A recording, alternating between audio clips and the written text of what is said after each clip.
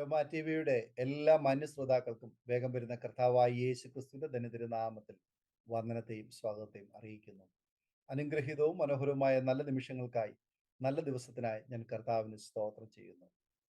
ഇന്ന് നമ്മൾ ക്ഷണം സ്വീകരിച്ച് നമ്മോടൊപ്പം ജോയിൻ ചെയ്തിരിക്കുന്നത് നമുക്ക് ഏവർക്കും പ്രിയങ്കരനായ കർത്താവിന്റെ വിലപ്പെട്ട ദാസൻ റവറൻഡ് കെ ജോയ് അവറുകൾ. കർത്താവിന്റെ ദാസനെ പാസ്റ്റർ കെ ജോയ് ഡൽഹി എന്നും അറിയപ്പെടാറുണ്ട്. കർത്തൃഭൃത്യൻ കഴിഞ്ഞ 50-ലധികം വർഷം ഇന്ത്യയുടെ വിവിധ ഭാഗങ്ങളിലെ കർത്തൃ ശുശ്രൂഷയിൽ വടക്കേ ഇന്ത്യയിൽ ഏറെ സമയം ചിലവഴിച്ച് ഇപ്പോൾ അമേരിക്കയിലെ പാർത്തുകൊണ്ട് കർത്താവിന്റെ മഹത്വമുള്ള ശുശ്രൂഷയുള്ള ബന്ധത്തിൽ ആയിരിക്കുന്നു. തൻ്റെ ജീവിതാനുഭവം, ഈടുറ്റ ഒരുപാട് അനുഭവങ്ങൾ, ദൈവം നടത്തിയ അത്ഭുതകരമായ വഴികൾ, കർത്താവിന് വേണ്ടി പ്രയോജനപ്പെടുവാൻ ദൈവം ഉപയോഗിച്ച അസാധാരണമായ ചില ഓർമ്മകൾ അരോമ ടി വി പ്രേക്ഷകരോടൊപ്പം പങ്കുവയ്ക്കുന്നു. ആകയാൽ നമുക്ക് അവർക്ക് ശ്രദ്ധയോടെ, പ്രാർത്ഥനയോടെ, സ്കിപ്പ് ചെയ്യാതെ അവസാനം വരെ ഈ വീഡിയോ കാണുകയും കേൾക്കുകയും ചെയ്യാം. പ്രേക്ഷകർക്ക് വലിയ അനുഗ്രഹമായി തീരുമെന്നുള്ള കാര്യത്തിന് യാതൊരു സംശയവുമില്ല. ദൈവദാസന്റെ നിരവധി പ്രസംഗങ്ങൾ പ്രേക്ഷകരുടെ ജീവിതത്തിൽ ഇതിനു മുൻപ് ഒരുപക്ഷെ നിങ്ങൾ കേട്ടിട്ടുണ്ടാവും. ജനഹൃദയങ്ങളെ ഹഠാതാകർഷിക്കുന്നതായ ഒരുപാട് നല്ല ശുശ്രൂഷകൾ ഇതിനോടകം സമൂഹത്തിൽ കാഴ്ചവെച്ച കർത്തൃഭൃത്യന്റെ ജീവിതാനുഭവം നമുക്ക് ഏവർക്ക് ശ്രദ്ധയോടെ, പ്രാർത്ഥനയോടെ സ്കിപ്പ് ചെയ്ത് അവസാനം വരെ കാണുകയും കേൾക്കുകയും ചെയ്യാം. കർത്താവിന്റെ വിലപ്പെട്ട ദാസൻ റവറൻ കെ ജോയ് അങ്കിളിനെ തികഞ്ഞ സ്നേഹത്തോടും ആദരവോടും കൂടി അരോമ ടി വി പ്രേക്ഷകരോടൊപ്പം സമയം ചെലവഴിക്കുന്നതിനായിട്ട് ക്ഷണിച്ചോളൂ. Praise the Lord. കർത്താവിന്റെ അതിപരിശുദ്ധമായ നാമം വാഴ്ത്തപ്പെടുമാറാകട്ടെ. അരോമ ടി വിയിലൂടെ എൻ്റെ അനുഭവ സാക്ഷ്യങ്ങൾ പങ്കുവെക്കുവാൻ സ്വർഗസ്ഥനായ ദൈവം ഇങ്ങനെ ഒരു അവസരം നൽകിയതുകൊണ്ട് ഞാൻ തിരുനാമത്തെ സ്തുതിക്കുന്നു. അതോടൊപ്പം തന്നെ ആയതിനു വേണ്ടി അവസരമൊരുക്കിയ ആദരണീയനായ ദൈവദാസൻ പാസ്റ്റർ ഡാനിയൽ ജോൺ അവരോടുള്ള ഹൃദയാംഗമായ നന്ദി ഞാൻ അറിയിക്കുകയും ചെയ്യുന്നു. വിവിധ ഭവനങ്ങളിൽ നിന്ന് ഈ അനുഭവ സാക്ഷ്യം ശ്രദ്ധിക്കുന്ന എല്ലാ പ്രേക്ഷകർക്കും കർത്താവായ യേശു ക്രിസ്തുവിന്റെ നിസ്തുല്യ നാമത്തിൽ എൻ്റെ സ്നേഹവന്ദനം ഞാൻ അറിയിക്കുന്നു. ഇതിനു മുൻപ് പല നാളുകളിൽ അരോമ ടി വിയിലൂടെ വരുന്ന സാക്ഷ്യങ്ങൾ വളരെ ശ്രദ്ധയോടെ കേൾക്കുവാൻ എനിക്ക് അവസരം ലഭിച്ചിട്ടുണ്ട്. സ്വർഗസ്ഥനായ ദൈവം ഇന്നും പ്രവർത്തിക്കുന്ന അത്ഭുത പ്രവൃത്തികളെ കുറിച്ച് അനേകരുടെ സാക്ഷ്യങ്ങളിൽ നിന്ന് കേൾക്കുവാനിടയായത് എൻ്റെ ആത്മീയ വർധനവിനും വളരെ ആത്മീയ പ്രചോദനത്തിനും മുഖാന്തരമായിട്ടുണ്ട് എന്ന് സംശയമില്ലാതെ പ്രസ്താവിക്കുന്നു. കർത്താവ് ഈ ശുശ്രൂഷകളെ തുടർന്നും അനുഗ്രഹിക്കട്ടെ. അനേകായിരങ്ങൾക്ക് ഈ ശുശ്രൂഷ പ്രയോജനമാക്കി തീർക്കട്ടെ എന്ന് ആത്മാർത്ഥമായി ഞാൻ ആശംസിക്കുകയും പ്രാർത്ഥിക്കുകയും ചെയ്യുന്നു. എൻ്റെ പേര് ഇവിടെ പ്രസ്താവിച്ചല്ലോ. പാസ്റ്റർ കെ ജോയ് എന്ന പേരിലാണ് പൊതുവെ അറിയപ്പെടുന്നത്. കൊല്ലം ജില്ലയിൽ കൊട്ടാരക്കരയ്ക്ക് പടിഞ്ഞാറ് കുന്നത്തൂർ എന്ന് പറയുന്ന ഒരു സ്ഥലത്താണ് ഞാൻ ജനിച്ച് വളർത്തപ്പെട്ടത്. ആത്മീയ ഉണർവിൻ്റെ അഗ്നിജ്വാലകൾ വളരെ ശക്തിയോടുകൂടെ മധ്യ തിരുവിതാംകൂറിൽ കത്തിപ്പടരുമ്പോൾ ഏകദേശം 80 വർഷങ്ങൾക്ക് മുൻപ് നിർമ്മല സുവിശേഷ സത്യങ്ങൾ പ്രസംഗിക്കുന്ന കർത്തൃദാസന്മാർ ഞങ്ങളുടെ പ്രദേശത്തും വന്ന് സുവിശേഷ ഘോഷണം നടത്തി. ആ കാലങ്ങളിൽ ആ പ്രദേശത്ത് പെന്തക്കോസ്ത് സത്യത്തിലേക്ക് ആദ്യഫലമായി വന്നത് എൻ്റെ മാതാപിതാക്കളായിരുന്നു. ദൈവവചനം അവർ ശ്രദ്ധയോടെ കൈക്കൊണ്ടു. എൻ്റെ പിതാവ് കർത്താവിനെ രക്ഷിതാവായി സ്വീകരിച്ച് ജലസ്നാനം സ്വീകരിച്ചുവെങ്കിലും ആദ്യകാലങ്ങളിൽ മാതാവിന് പെന്തക്കോസ്ത് അനുഭവങ്ങളോടോ വിശ്വാസത്തോടോ അനുകൂലമായ ഒരു തീരുമാനം ഉണ്ടായിരുന്നില്ല. ഒരു മാർത്തോമാ ഉപദേഷ്ടാവിന്റെ മകൾ എന്ന നിലയിൽ ചെറിയ പ്രായം മുതലേ ദൈവഭക്തിയിൽ വളർത്തപ്പെട്ടുവെങ്കിലും ജലസ്നാനം സ്വീകരിക്കുന്ന കാര്യത്തിൽ, പെന്തക്കോസ്ത് അനുഭവത്തിലേക്ക് വരുന്ന കാര്യത്തിലും ആദ്യം അല്പം പോലും താല്പര്യമില്ലായിരുന്നു. അങ്ങനെ ഇരിക്കവേ ഞങ്ങളുടെ ഭവനത്തിന് തൊട്ട് സമീപത്തെ ഒരു വീട്ടിൽ ആദരണീയനായ പാസ്റ്റർ CK ദാനിയേൽ അവർ നടത്തിയ ഒരു സുവിശേഷ പ്രസംഗം മാതാവ് സ്വന്തം ഭവനത്തിൽ നിന്ന് കേൾക്കുകയുണ്ടായി. 45-ാം സങ്കീർത്തനം 10-ാം വാക്യത്തെ ആസ്പദമാക്കി, അല്ലയോ കുമാരി കേൾക്ക, നോക്കുക, ചെവി ചായിക്ക, സ്വജനത്തെയും നിന്റെ പിതൃഭവനത്തെയും മറക്ക, അപ്പോൾ രാജാവ് നിന്റെ സൗന്ദര്യത്തെ ആഗ്രഹിക്കും, അവൻ നിന്റെ നാഥനല്ലോ, നീ അവനെ നമസ്കരിച്ചു കൊള്ളുക. ഈ വേദഭാഗം അടിസ്ഥാനമാക്കി പിതൃപാരമ്പര്യത്തെക്കാൾ ഉത്തമമായി കർത്താവിന്റെ പൈതലായി തീരുന്നതാണ് വലിയ ഭാഗ്യമെന്ന് അദ്ദേഹം വിശദീകരിച്ചപ്പോൾ ആ വേദവാക്യങ്ങൾ എൻ്റെ മാതാവിന്റെ ഹൃദയത്തെ ആഴമായി സ്പർശിച്ചു. അവിടെ ഇരുന്നു കൊണ്ട് തന്നെ കർത്താവിന്റെ സന്നിധിയിൽ തീരുമാനം ചെയ്തു. അങ്ങനെ രക്ഷാ നിർണയത്തിലേക്ക് വരുവാനും ജലസ്നാനം സ്വീകരിപ്പാനും എൻ്റെ പ്രിയപ്പെട്ട മാതാവ് തീരുമാനിക്കുകയും ആ കുന്നത്തൂർ പ്രദേശത്ത് ആദ്യമായി തന്നെ ജലസ്നാനമേറ്റ് ദൈവസഭയോട് ചേരുവാൻ സംഗതിയാകുകയും ചെയ്തു. അതിനെ തുടർന്ന് ഒരു പ്രാർത്ഥന കൂടിവരവ് ഞങ്ങളുടെ ഭവനത്തിൽ ആരംഭിച്ചു. ഏകദേശം 25 വർഷങ്ങൾ പെന്തക്കോസ്ത് ആരാധന നടന്ന ഒരു ഭവനത്തിലാണ് ഞാനും ജനിച്ചു വളർത്തപ്പെട്ടത്. എൻ്റെ ജനനത്തിന് മുൻപ് 5 പെൺമക്കളാണ് ഭവനത്തിൽ ജനിച്ചത്. ഒരു ആൺകുഞ്ഞിന് വേണ്ടി എൻ്റെ മാതാപിതാക്കൾ വളരെയധികം ആഗ്രഹിച്ചിരുന്നു. ദൈവത്തോട് എൻ്റെ മാതാവ് പ്രാർത്ഥിച്ചുകൊണ്ടിരുന്നു. അങ്ങനെ ഇരിക്കവേ ശമൂവേൽ ബാലനെ കുറിച്ച് ഒരു കർത്തൃദാസൻ പ്രസംഗിക്കുന്ന പ്രസംഗം എൻ്റെ മാതാവ് ശ്രദ്ധിച്ചപ്പോൾ അവിടെ ഇരുന്നു കൊണ്ട് ഹൃദയത്തിൽ ഒരു തീരുമാനം ചെയ്തു. കർത്താവേ, ഒരാൺകുഞ്ഞിനെ എങ്കിലും എനിക്ക് ലഭിക്കുന്നുവെങ്കിൽ ഞാൻ അവനെ അങ്ങയുടെ വേലയ്ക്കായി സമർപ്പിച്ചുകൊള്ളാം. ഈ പ്രാർത്ഥന സ്വർഗസ്ഥനായ ദൈവം മാനിക്കുകയും അതേ തുടർന്ന് ഞാൻ എൻ്റെ ഭവനത്തിൽ ജനിക്കുകയും ചെയ്തു. എനിക്ക് ശേഷം 2 ആൺകുട്ടികൾ കൂടെ ഭവനത്തിൽ ഉണ്ടായിട്ടുണ്ട്. അങ്ങനെ എനിക്ക് 5 സഹോദരിമാരും 2 സഹോദരന്മാരും ഉൾപ്പെടെ ഞങ്ങൾ 8 പേർ അടങ്ങിയ ഒരു കുടുംബമാണ് ഉള്ളത്. ദൈവത്തിന് സ്തോത്രം. അവരെല്ലാവരും ഇപ്പോഴും ജീവനോടെ ഇരിക്കുന്നു. ഈ വിധത്തിൽ എൻ്റെ മാതാവിൻ്റെ പ്രതിഷ്ഠ പ്രാർത്ഥനയുടെ പരിണിത ഫലമായിട്ടാണ് ഞാൻ ജനിച്ചത്. 5 പെൺമക്കൾക്ക് ശേഷം ലഭിച്ച ആദ്യത്തെ പൈതൽ എന്ന നിലയിൽ വളരെ സന്തോഷത്തോടു കൂടി എൻ്റെ പേരും ജോയ് അഥവാ സന്തോഷമെന്ന് ഇടുകയുണ്ടായി. ദൈവത്തിന്റെ വലിയ നാമം വാഴ്ത്തപ്പെടുമാറാകട്ടെ. വളരെ ചെറിയ പ്രായം മുതൽ ആധ്യാത്മിക ജീവിതത്തിൽ എനിക്ക് വളരെയധികം തീഷ്ണതയുണ്ടായിരുന്നു. പ്രാർത്ഥിക്കുക, പാടുക, ആരാധനയെ സംബന്ധിക്കുക, സുവിശേഷ വേലക്കാരോട് ഏറ്റവും അടുത്ത് ഇടപെടുക, അവരോട് ഹൃദയാംഗമായി സംസാരിക്കുക, അവരുടെ പ്രസംഗങ്ങൾ അവരോട് ശ്രദ്ധിക്കുക, അവർ പോയ ശേഷം അവർ പ്രസംഗിക്കുന്നത് പോലെ പ്രസംഗിക്കുക. ഇതൊക്കെ എൻ്റെ ബാല്യം മുതലുള്ള കൗതുകമായിരുന്നു.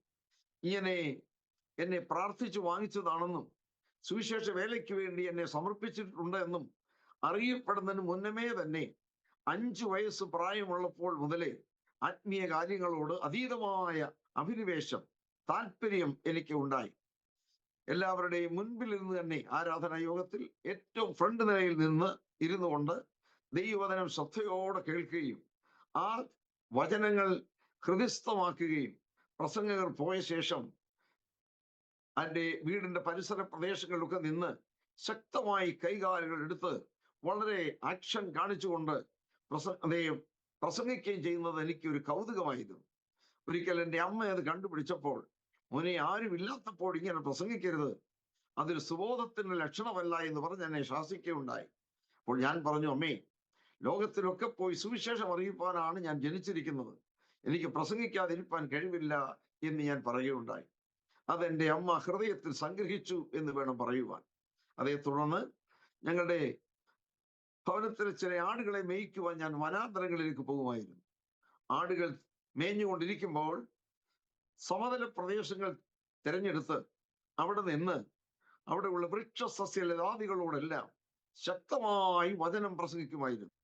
അന്ന് ആരും എന്നെ ശല്യപ്പെടുത്തുവാനില്ലായിരുന്നു. ആ പ്രസംഗം മറ്റാരും കേൾക്കുന്നില്ല എങ്കിൽ തന്നെയും എനിക്ക് യാതൊരുവിധ ശല്യം ഉണ്ടായിരുന്നില്ല. അതിശക്തമായി സുവിശേഷ പ്രസംഗങ്ങൾ ഞാൻ നടത്തിയിരുന്നത് വനാന്തരങ്ങളിലായിരുന്നു ആരംഭ നാളുകളിൽ. അങ്ങനെ ഇരിക്കവേ 8 വയസ്സുള്ള ഒരു ബാലകനായി എൻ്റെ മാതാവിനോടൊപ്പം ഞങ്ങളുടെ കുന്നത്തൂർ പ്രദേശത്തിന് സമീപമുള്ള കല്ലട എന്ന സ്ഥലത്തേക്ക് ഒരു ആരാധനയ്ക്കായി ഞാൻ യാത്ര ചെയ്തു.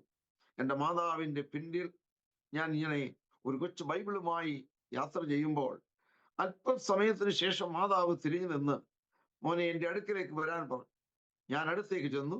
ആ സമയം യേശു ക്രിസ്തുവിനെ രക്ഷിതാവായി ഹൃദയത്തിൽ സ്വീകരിക്കേണ്ടതിന്റെ ആവശ്യകതയെക്കുറിച്ച് എൻ്റെ മാതാവ് എന്നോട് വിവരിച്ചു കേൾപ്പിച്ചു.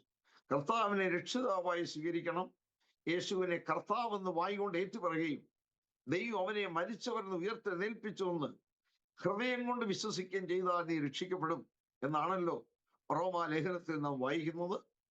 ആ അനുഭവത്തെക്കുറിച്ചും രക്ഷാ നിർണയം എങ്ങനെ പ്രാപിക്കാമെന്നുള്ളതിനെ കുറിച്ചും എൻ്റെ മാതാവിനോട് സംസാരിച്ചപ്പോൾ എനിക്കത് വളരെ സന്തോഷമായി തോന്നി. ഇന്ന് പകലത്തെ സഭായോഗത്തിൽ നീ എഴുന്നേറ്റ് പരസ്യമായ സാക്ഷ്യം പ്രസ്താവിക്കണം, കർത്താവിനെ രക്ഷിതാവായി സ്വീകരിക്കണമെന്ന് പറഞ്ഞപ്പോൾ ആത്മാർത്ഥമായി അതെന്റെ ഹൃദയത്തിൽ പതിയുകയുണ്ടായി. അതിനുശേഷം എൻ്റെ മാതാവ് പറഞ്ഞു, കേവലം പ്രസ്താവിച്ചാൽ മാത്രം പോരാ, അതിനനുസരിച്ച് നീ ജീവിക്കണമെന്ന് പറഞ്ഞു. കർത്താവിന്റെ വലിയ നാമം വാഴ്ത്തപ്പെടുമാറാകട്ടെ. അന്നത്തെ സഭായോഗത്തിൽ 1960 ആണ്ടിൽ കേവലം 8 വയസ്സുള്ള ഒരു ബാലകനായിരിക്കുമ്പോൾ കല്ലട നടന്ന ആ സഭായോഗത്തിൽ എഴുന്നേറ്റ് നിന്ന് യേശുക്രിസ്തുവിനെ ഞാൻ രക്ഷിതാവായി സ്വീകരിക്കുകയും കർത്താവിന് വേണ്ടി ജീവിപ്പാൻ എന്നെ തന്നെ സമർപ്പിക്കുകയും ചെയ്തു. കർത്താവിന്റെ വലിയ നാമം വാഴ്ത്തപ്പെടുമാറാകട്ടെ. അതേ തുടർന്ന് ആത്മീയ ശുശ്രൂഷകൾക്ക് വേണ്ടിയുള്ള വലിയ ആഗ്രഹം എന്നിൽ അങ്കുരിച്ചു. ഒരു വിദ്യാർത്ഥിയായി ഞാൻ സ്കൂളിൽ പഠിക്കുന്ന കാലത്ത് ഞങ്ങൾക്ക് അന്ന് സ്കൂൾ ബസ് ഒന്നും ഉണ്ടായിരുന്നില്ല. ചിലപ്പോൾ ദീർഘദൂരം നടന്നു തന്നെയായിരുന്നു ഞങ്ങൾക്ക് സ്കൂളിൽ എത്തേണ്ടിയിരുന്നത്. ആ പോക്കിലും വരവിലും എല്ലാം എൻ്റെ സഹപാഠികളോട് കർത്താവിനെ കുറിച്ച് സംസാരിക്കുന്നതിൽ എനിക്ക് വളരെ താല്പര്യമുണ്ടായിരുന്നു. സൺഡേ സ്കൂളിൽ ഞാൻ പഠിക്കാറുള്ള പാഠങ്ങൾ ഹൃദയത്തിൽ സംഗ്രഹിച്ച ശേഷം ആ പാഠങ്ങൾ എന്തൊക്കെ അന്തർലീനമായിട്ടുണ്ടോ അത് എൻ്റെ കൂട്ടുകാരോട് ഷെയർ ചെയ്ത് സംസാരിക്കുക എന്നുള്ളത് വലിയ കൗതുകമായി തോന്നി. അങ്ങനെ വളരെ ചെറിയ പ്രായം മുതൽ സുവിശേഷത്തിന്റെ സന്ദേശം പങ്കുവെക്കുവാൻ തുടങ്ങി. എൻ്റെ പാഠപുസ്തകങ്ങളെല്ലാം കൊണ്ടുപോകുന്ന കൂട്ടത്തിൽ ഒരു കൊച്ചു ബൈബിൾ, ചിലപ്പോൾ ഒരു ഇംഗ്ലീഷ് ന്യൂ ടെസ്റ്റമെന്റ് ആയിരിക്കും, അല്ലെങ്കിൽ ഒരു വേദപുസ്തകം കൂടെ കരുതിക്കൊണ്ട് ഞാൻ പോവുകയും വിശ്വാസത്തെക്കുറിച്ചും ക്രിസ്തീയ വിശ്വാസം, ജലസ്നാനം, ആത്മസ്നാനം, കർത്തൃമേശ തുടങ്ങി ഉള്ള വിഷയങ്ങളെക്കുറിച്ച് ഇങ്ങനെ സംസാരിച്ചും വാദപ്രതിവാദം നടത്തിയും മറ്റ് വിദ്യാർത്ഥികളെ കർത്താവിന്റെ വചനം അറിയിക്കുന്ന ഒരു സ്വഭാവം എനിക്ക് ഉണ്ടായിരുന്നു. അങ്ങനെ ഇരിക്കവേ ഒരു ദിവസം ഞങ്ങളുടെ ഹിന്ദി ടീച്ചർ, ഏലിക്കുട്ടി ടീച്ചർ എന്നാണ് പേര് പറയുന്നത്, ആ ടീച്ചറിന്റെ അടുക്കലേക്ക് ഞാൻ ചെന്ന് വേദപുസ്തകത്തിലെ ചില ഉപദേശ വിഷയങ്ങൾ സംസാരിക്കാൻ തുടങ്ങി. ആ ടീച്ചറിന്റെ ഒരു വിദ്യാർത്ഥിയായി ഞാൻ ഈ ആത്മീയ കാര്യങ്ങൾ പങ്കുവെക്കുന്നത് മർത്തോമാക്കാരിയായിരുന്ന ആ ടീച്ചറിന് വളരെ കൗതുകം തോന്നുകയും ശ്രദ്ധയോടെ കേൾക്കുകയും പല ചോദ്യങ്ങളോട് ചോദിക്കുകയും ചെയ്തു. സ്കൂളിൽ എത്തിയ ശേഷം, അന്ന് മർത്തോമ അപ്പർ പ്രൈമറി സ്കൂളിലാണ് പഠിച്ചത്. കേവലം 8-9 വയസ്സിൽ കൂടുതൽ എനിക്ക് പ്രായമില്ല. ആ ഞാൻ ക്ലാസ്സിൽ ഇരിക്കുമ്പോൾ ടീച്ചർ എന്നെ ആളയച്ച് വിളിപ്പിച്ചു. ടീച്ചേഴ്സ് റൂമിലേക്ക് ഞാൻ ചെന്നു.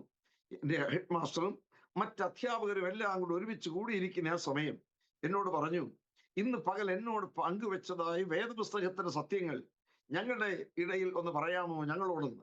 വളരെ കൗതുകത്തോടു കൂടി ദൈവവചനത്തിൽ നിന്നും ആധികാരികമായി കർത്താവിന്റെ മേശ, അതുപോലെ വിശുദ്ധ ജീവിതം തുടങ്ങിയുള്ള വിഷയങ്ങൾ ഞാൻ സംസാരിക്കാൻ തുടങ്ങി. എല്ലാ അധ്യാപകരും വളരെ ശ്രദ്ധയോടെ ഇത് കേട്ടുകൊണ്ടിരുന്നു. കേട്ട ശേഷം എന്നോട് പറഞ്ഞു, ഞങ്ങൾക്കായി പ്രാർത്ഥിക്കാമോ? അന്ന് കേവലം എനിക്ക് 9 വയസ്സിൽ കൂടുതൽ പ്രായമില്ല, എങ്കിലും ഞാൻ പ്രാർത്ഥിക്കാമെന്ന് പറയുകയും അവരെല്ലാവരും എഴുന്നേറ്റ് നിൽക്കുകയും ഞാൻ എഴുന്നേറ്റ് നിന്ന് ആ സ്കൂളിന് വേണ്ടിയും എൻ്റെ എല്ലാ അധ്യാപകർക്ക് വേണ്ടിയും പ്രാർത്ഥിക്കുകയും ചെയ്തു. അതൊരു മർത്തോമ സ്കൂൾ ആയിരുന്നത് കൊണ്ട് ഇതിനൊന്നും തടസ്സമുണ്ടായിരുന്നില്ല.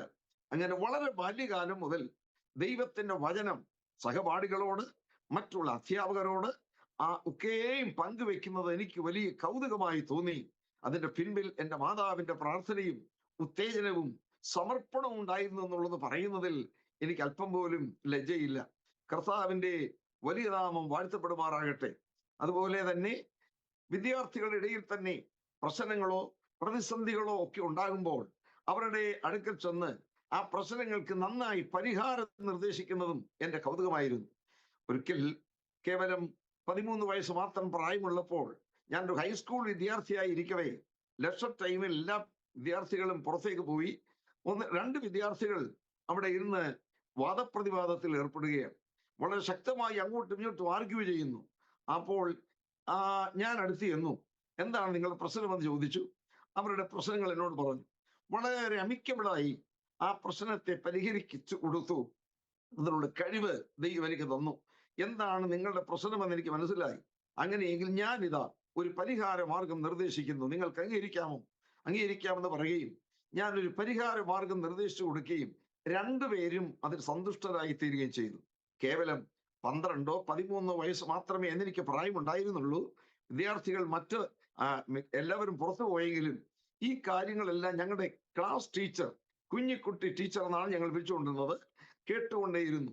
ഇവർ രണ്ടുപേരും തമ്മിൽ ആർഗ്യുമെന്റ് ഉണ്ടാകുന്നതും ഞാൻ അവരുടെ അടുക്കലേക്ക് എന്നെ അവർ ക്ഷണിക്കാതെ തന്നെ ഞാൻ അടുത്ത് ചെല്ലുന്നതും അവരുടെ പ്രശ്നങ്ങൾ ശ്രദ്ധയോടെ കേൾക്കുന്നതും കേട്ട ശേഷം അതിന് ഉചിതമായ ഒരു പരിഹാര മാർഗം വരുത്തി അവരെ സമാധാനിപ്പിക്കുന്നതുമായി കാഴ്ച കണ്ടപ്പോൾ ആ ടീച്ചർ എന്നോട് പറഞ്ഞു, ജോയി, ഭാവി കാലത്ത് അനേകരുടെ പ്രശ്നങ്ങളെ പരിഹരിക്കുന്ന ഒരു വ്യക്തിയായി ജോയി തീരും.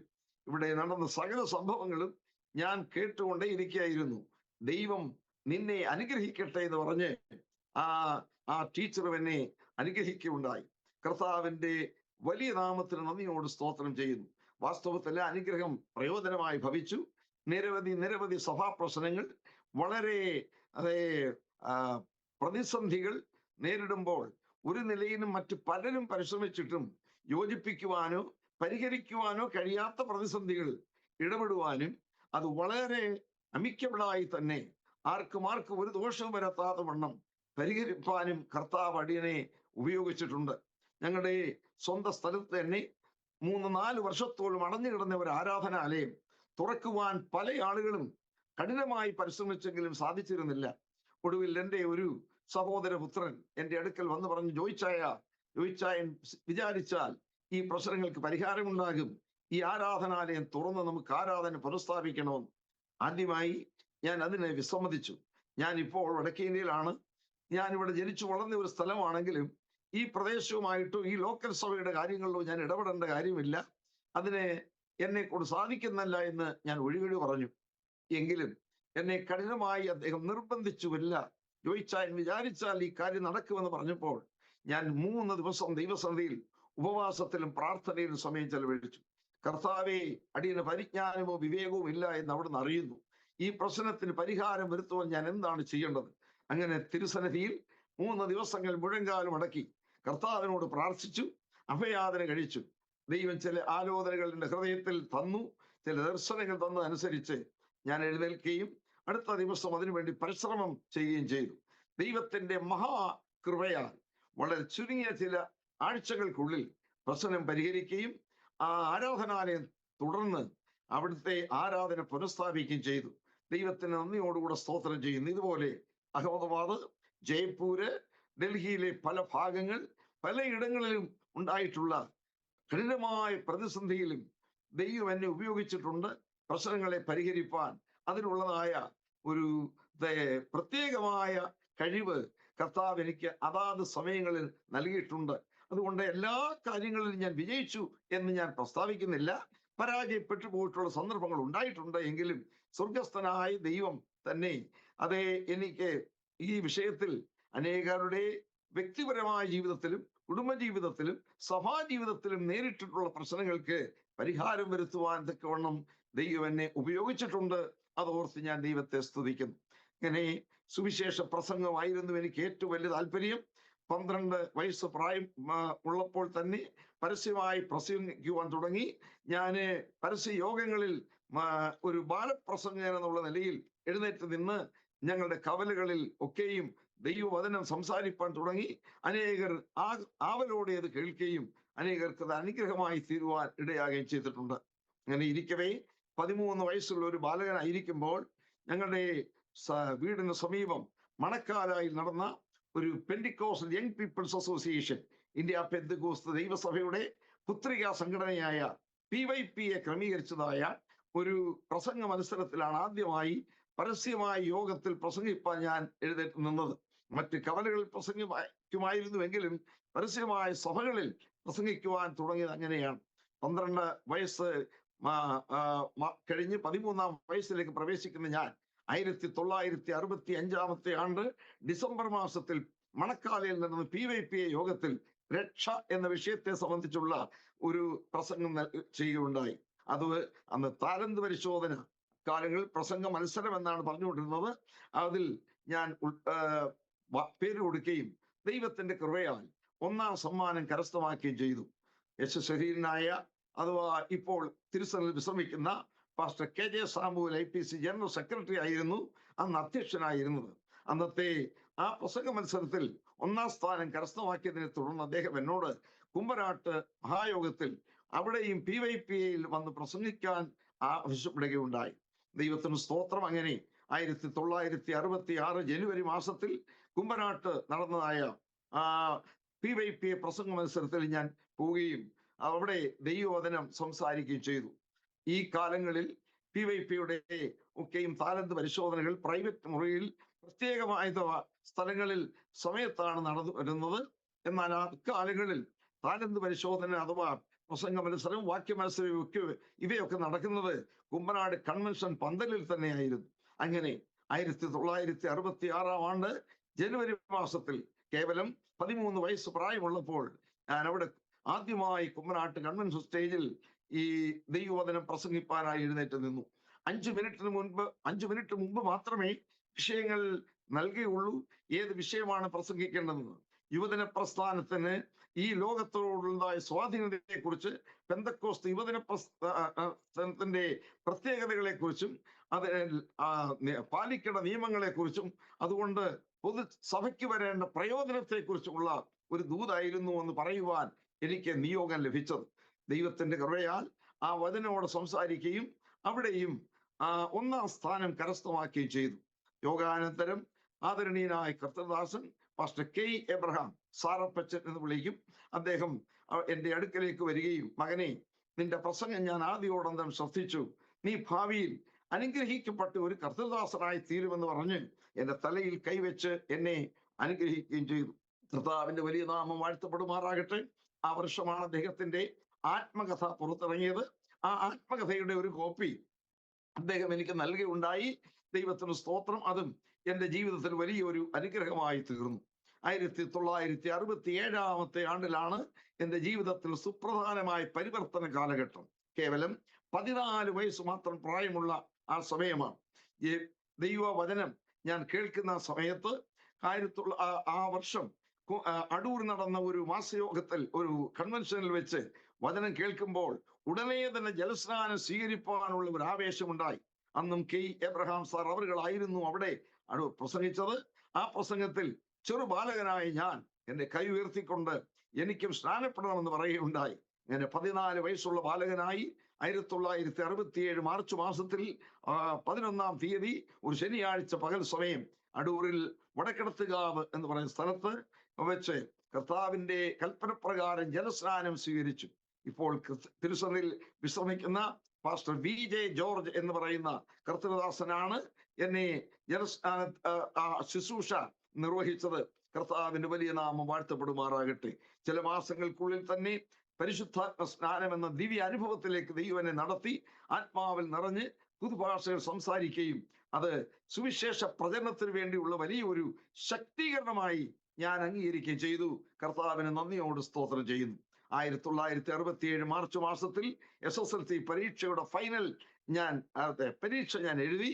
അതേ തുടർന്ന് റിസൾട്ട് ലഭിക്കുന്നത് 2 മാസം കഴിഞ്ഞാണെങ്കിലും അത്രത്തോളം വെയിറ്റ് ചെയ്യുവാൻ എനിക്ക് ക്ഷമയുണ്ടായിരുന്നില്ല. ആനുവൽ എക്സാമിനേഷൻ പൂർത്തീകരിച്ച ശേഷം ആ ദിവസം ഭവനത്തിൽ ഞാൻ വിശ്രമിച്ചു. അടുത്ത ദിവസം തന്നെ ഒരു വേദപുസ്തകവുമായി കർത്താവിന്റെ വയലിലേക്ക് സുവിശേഷ പ്രചരണത്തിനായി ഞാൻ ഇറങ്ങി. അന്ന് കേവലം 14 വയസ്സേ പ്രായമുണ്ടായിരുന്നുള്ളൂ. ആദ്യമായി എത്തിയത് കർത്താവിന്റെ ദാസൻ കല്ലടമ തായ്ച്ചൻ എന്നറിയപ്പെടുന്ന, ഇന്ന് തിരുസന്നിധിയിൽ വിശ്രമിക്കുന്ന അനുഗ്രഹീതനായ ദൈവദാസൻ പാസ്റ്റർ TK മത്തായി അവരുടെ ഭവനത്തിലാണ്. ആ പ്രിയപ്പെട്ട ദൈവദാസൻ എൻ്റെ അമ്മയുടെ ഉപ്പാപ്പൻ കൂടെ ആയിരുന്നു. നേരത്തെ തന്നെ എന്നോട് പറഞ്ഞിരുന്നു, നീ കർത്താവിന്റെ വേലയ്ക്ക് വേണ്ടി ഇറങ്ങുമ്പോൾ ഞങ്ങളോടൊപ്പം വന്ന് താമസിക്കണം എന്ന്. അങ്ങനെ സൗത്ത് പാമ്പാടിയിലുള്ള ചർച്ച് ഓഫ് ഗോഡിന്റെ സഭാ ഹാളിൽ പോയി അദ്ദേഹത്തോടൊപ്പം 1.5 മാസത്തോളം പാർത്തത് വളരെ അനുഗ്രഹമായിരുന്നു. അദ്ദേഹവും പ്രിയപ്പെട്ട അമ്മച്ചിയും അവിടുത്തെ മക്കളുമെല്ലാം എന്നോട് കാണിച്ച സ്നേഹാദരവുകൾ ഒരു കാലത്തും മറക്കാവുന്നതല്ല. മാത്രമല്ല, വിശുദ്ധ ജീവിതത്തിന്റെ ആവശ്യകത, പ്രാർത്ഥനയുടെ ആവശ്യകത, കർത്താവിനോട് ചേർന്നിരിക്കേണ്ട ഒരു ഡിസിപ്ലിൻ ലൈഫ് എങ്ങനെ ആയിരിക്കണമെന്ന് ആ ദൈവദാസനിൽ നിന്ന് ആഴമായി പഠിക്കുവാനിടയായത് പിൽക്കാലത്തും എനിക്ക് വളരെ പ്രയോജനമായി തീർന്നു. ആ വർഷം തന്നെ 1967 14 വയസ്സുള്ള ഒരു ബാലകനായി കുമ്പനാട്ട് ഹെബ്രോൻ ബൈബിൾ സ്കൂളിൽ ഒരു വിദ്യാർത്ഥിയായി ഞാൻ ചെന്നു. ദൈവത്തിന് സ്തോത്രം. ആ കുമ്പനാട്ട് ഹെബ്രോൻ ബൈബിൾ സ്കൂളിന്റെ ചരിത്രത്തിൽ എന്റെ അത്രയും പ്രായം കുറഞ്ഞ ഒരു വിദ്യാർത്ഥിക്ക് അഡ്മിഷൻ കൊടുത്തിട്ടില്ല. അന്നൊരു മുണ്ടോ പാൻസോ ഒന്നും ഉടുക്കുവാനോ ധരിക്കുവാനോ ഉള്ള പ്രായവും നീളമോ എനിക്കില്ലായിരുന്നുകൊണ്ട് ഹാഫ് പാൻറ് ഷോർട്സ് അഥവാ ഒരു കുട്ടി നിക്കർ ഒരു ഉടുപ്പും ഇട്ടുകൊണ്ടാണ് ഞാൻ വിദ്യാർത്ഥിയായി ചെന്നത്. അപ്പോൾ കെ എബ്രഹാം സാർ, അതിന്റെ സ്ഥാപകനായിരുന്ന സാറപ്പച്ചൻ എന്നെ വിളിച്ചു പറഞ്ഞു, ഈ വിധത്തിൽ ഇവിടെ ആരും പഠിച്ചിട്ടില്ല, അതുകൊണ്ട് ഒരു മുണ്ടോ ഒരു പാൻസോ ധരിക്കണമെന്ന് നിർബന്ധമായി പറയുകയും ഞാനത് അനുസരിക്കുകയും ചെയ്തു. അങ്ങനെ ആ കൊല്ലത്തെ 1967 കുമ്പനാട് ഹെബ്രോൺ ബൈബിൾ സ്കൂളിന്റെ വിദ്യാർത്ഥികളിൽ ഏറ്റവും ചെറിയവനായിരുന്നുവെങ്കിലും വളരെ ശ്രദ്ധയോടുകൂടെ ദൈവവചനം പഠിക്കുകയും മിക്കവാറുമുള്ള എല്ലാ വിഷയങ്ങൾക്കും ഒന്നാം സ്ഥാനം വാങ്ങി ഞാൻ പാസ്സാകുകയും ചെയ്തു. അതെന്റെ ജീവിതത്തിലെ വലിയ ഒരു അനുഗ്രഹമായിരുന്നു. ദൈവത്തിന് സ്തോത്രമുണ്ടാകട്ടെ. ആ കാലഘട്ടങ്ങളിൽ തന്നെ സമീപത്തുള്ള പല സ്ഥലങ്ങളിലേക്കും പോയി സുവിശേഷം അറിയിപ്പാൻ തുടങ്ങി. പലയിടങ്ങളിലും എന്നെ ക്ഷണിച്ചു കൊണ്ടുപോയി മാനപ്രസംഗൻ എന്നുള്ള നിലയിൽ കർത്താവിന്റെ വചനം ആ നാളുകളിൽ ഞാൻ പ്രസംഗിച്ചു കൊണ്ടിരുന്നു. ആ കാലഘട്ടത്തിലാണ് കാനം അച്ഛൻ എന്ന അനുഗ്രഹീതനായ ദൈവദാസൻ യാക്കോബായ സഭ വിട്ട് വിശ്വാസത്തിലേക്ക് വരുന്നത്. ആ ദൈവദാസന്റെ വേണ്ടി നിരവധി കൺവെൻഷനുകൾ അതേ ക്രമീകരിച്ചിരുന്നു. എന്നാൽ എല്ലായിടത്തും ഒരുപോലെ ചെന്നെത്തുവാൻ അദ്ദേഹത്തിന് കഴിയുമായിരുന്നില്ല. ഇന്നത്തെ പോലെ ആ കാലഘട്ടങ്ങൾ ടെലിഫോണും മൊബൈൽ ഫോണും ഒന്നും തന്നെ ഇല്ല. വിളിക്കുന്നിടത്തൊക്കെ വാക്ക് കൊടുക്കും, പക്ഷെ അദ്ദേഹത്തിന് എല്ലായിടവും ചെന്നെത്തുവാൻ കഴിയുകയില്ല. അങ്ങനെ ഇരിക്കവേ സമീപത്തുള്ള ചില സ്ഥലങ്ങളിൽ മേപ്രാൽ, നിരണം, എടത്തുവ തുടങ്ങിയുള്ള ആ പ്രദേശങ്ങളിൽ ഞാനും അദ്ദേഹത്തിന്റെ പ്രസംഗം കേൾക്കുവാൻ വിദ്യാർത്ഥികളോടൊപ്പം പോയ സമയത്ത് പലയിടങ്ങളിലും അദ്ദേഹം വരാതിരിക്കുമ്പോൾ ആരാണ് ഇനി ഇവിടെ പ്രസംഗിക്കേണ്ടത്, കാനവച്ചൻ എത്തിയിട്ടില്ലല്ലോ എന്ന് പറയുമ്പോൾ ചെറുബാലകനായ എന്നെ അവിടെ പ്രസംഗിക്കാൻ എഴുന്നേൽപ്പിച്ച് നിർത്താറുണ്ട്. ഇവിടെ ഒരു ബാലകനുണ്ട്, അവന്റെ പക്കൽ 5 അപ്പവും 2 മീനും ഉണ്ട് എന്ന് പറഞ്ഞുകൊണ്ട് ചില ദൈവദാസന്മാർ എന്നെ പരിചയപ്പെടുത്തിയത് ഓർക്കുന്നു. മുന്നറിവോ നേരത്തെയുള്ള ഒരുക്കമോ ഒന്നുമില്ലാതെയാണ് ഞാൻ ഈ പ്രസംഗവേദികളിലേക്ക് കാനവച്ചന്റെയും മറ്റും പ്രസംഗം കേൾക്കുവാൻ പോയതെങ്കിലും പെട്ടെന്ന് എഴുന്നേറ്റ് നിൽക്കുമ്പോൾ ഒരു ദൈവിക ശക്തി എന്നിൽ വ്യാപരിക്കുകയും ആ ഒരുമിച്ചുകൂടിയ പൊതുജനത്തോട് കർത്താവിന്റെ വചനം സംസാരിക്കുകയും ചെയ്ത അനുഭവങ്ങൾ എനിക്കൊരിക്കലും മറക്കാവുന്നല്ല. ഇതെല്ലാം ദൈവത്തിന്റെ കൃപ എന്ന് മാത്രമേ പറയാനുള്ളൂ. ആ വിഷയത്തിൽ 1967 ആണ്ട് മുതൽ പരസ്യമായി പ്രസംഗങ്ങൾ ചെയ്യുവാൻ ഞാൻ തുടങ്ങി. അപ്പോൾ തന്നെ ഏറ്റവും വലിയ ദുഃഖകരമായ ഒരു തിക്ത അനുഭവവും ആ ബൈബിൾ സ്കൂൾ പഠനകാലത്ത് എനിക്കുണ്ടായി എന്ന് പറയാതിരിക്കാൻ കഴിവില്ല. അതിന്റെ പിൻപിലും ഒരു ദൈവിക ഇടപെടൽ ഉണ്ടായിരുന്നു എന്ന് ജനങ്ങൾ അറിയേണ്ടതിന് വേണ്ടി ഞാൻ ആ കാര്യം കൂടെ പങ്കുവെക്കാം. അന്ന് ഇലക്ട്രിസിറ്റിയുടെ കണക്ഷൻ അവിടെ ഉണ്ടായിരുന്നുവെങ്കിലും കൂടെ ഇലക്ട്രിസിറ്റി പോകുന്നത് ഒരു സാധാരണ സംഭവമായിരുന്നു. ഞാൻ ഒരു വിദ്യാർത്ഥിയായി ഇരിക്കുമ്പോൾ ഒരു ദിവസം ലൈറ്റ് ഇല്ലാതെ വന്ന ഒരു രാത്രിയിൽ ഒരു മെഴുകുതിരിയുടെ വെളിച്ചത്തിൽ എൻ്റെ ഒരു സഹപാഠിയോട് അടുക്കൽ നിന്ന് ഞാൻ അദ്ദേഹത്തിന് ഇംഗ്ലീഷ് ഭാഷയായി പറയാനുള്ള രീതി എങ്ങനെയാണെന്ന് പറഞ്ഞു കൊടുക്കുകയും അനേക ഇംഗ്ലീഷ് വാക്കുകളുടെ അർത്ഥം മനസ്സിലാക്കി പഠിപ്പിക്കുകയും ചെയ്തുകൊണ്ടിരുന്നു. വളരെ ആവലോടുകൂടി എൻ്റെ അടുക്കൽ വന്ന് അദ്ദേഹം ഭാഷ പഠിക്കുവാൻ തുടങ്ങിയ ആ സമയത്ത് ഒരു മെഴുകുതിരിയുടെ വെട്ടത്തിലാണ് ഞങ്ങൾ ഇരുന്നതെങ്കിലും മറ്റൊരു സഹപാഠിയായ വിദ്യാർത്ഥി വന്ന് ആ മെഴുകുതിരി ഊതി അണയ്ക്കുവാൻ തുടങ്ങി. ഒരു പ്രാവശ്യം അണച്ചു. അപ്പോൾ ഞാൻ പറഞ്ഞു, ദയവ് ചെയ്ത് ഉപദ്രവിക്കരുത്, ഞങ്ങൾ ആർക്കും ഒരു ശല്യവും ചെയ്യുന്നില്ലല്ലോ സഹോദര, ദയവായി ഞങ്ങൾ ഇവിടെ അല്പസമയം ഇരുന്നോട്ടെ എന്ന്. എന്നാൽ അദ്ദേഹത്തിന് വീണ്ടും ഒരു കൗതുകം തോന്നി. ഞങ്ങൾ കത്തിച്ചു വെച്ച ആ മെഴുകുതിരി ലൈറ്റ് വീണ്ടും അദ്ദേഹം കെടുത്തി. 4-5 പ്രാവശ്യം ഇതുവരെ ആവർത്തിച്ചപ്പോൾ എനിക്ക് വല്ലാത്ത വിഷമം വന്നു.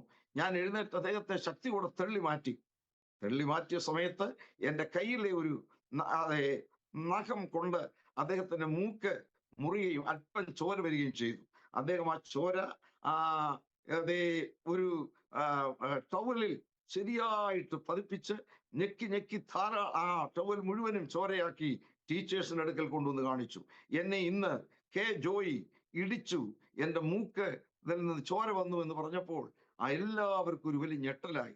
അതുവരെ ആ വിദ്യാർത്ഥികളുടെ ഇടയിൽ ഏറ്റവും നല്ല ഒരു പേരും ഏറ്റവും നല്ല ഒരു സാക്ഷ്യം ഉണ്ടായിരുന്ന ഞാൻ സമീപത്തുള്ള കുമ്പനാട് ഡിസ്ട്രിക്റ്റിലുള്ള പല സ്ഥലങ്ങളിലും സഭായോഗങ്ങളിലും മാസയോഗങ്ങളിലും വചന ശുശ്രൂഷിച്ചുകൊണ്ടിരുന്ന ഞാൻ കാനവച്ചന്റെ പ്രസംഗത്തിന് പകരം തന്നെ എന്നെ ഉപയോഗിച്ചുകൊണ്ടിരുന്നു.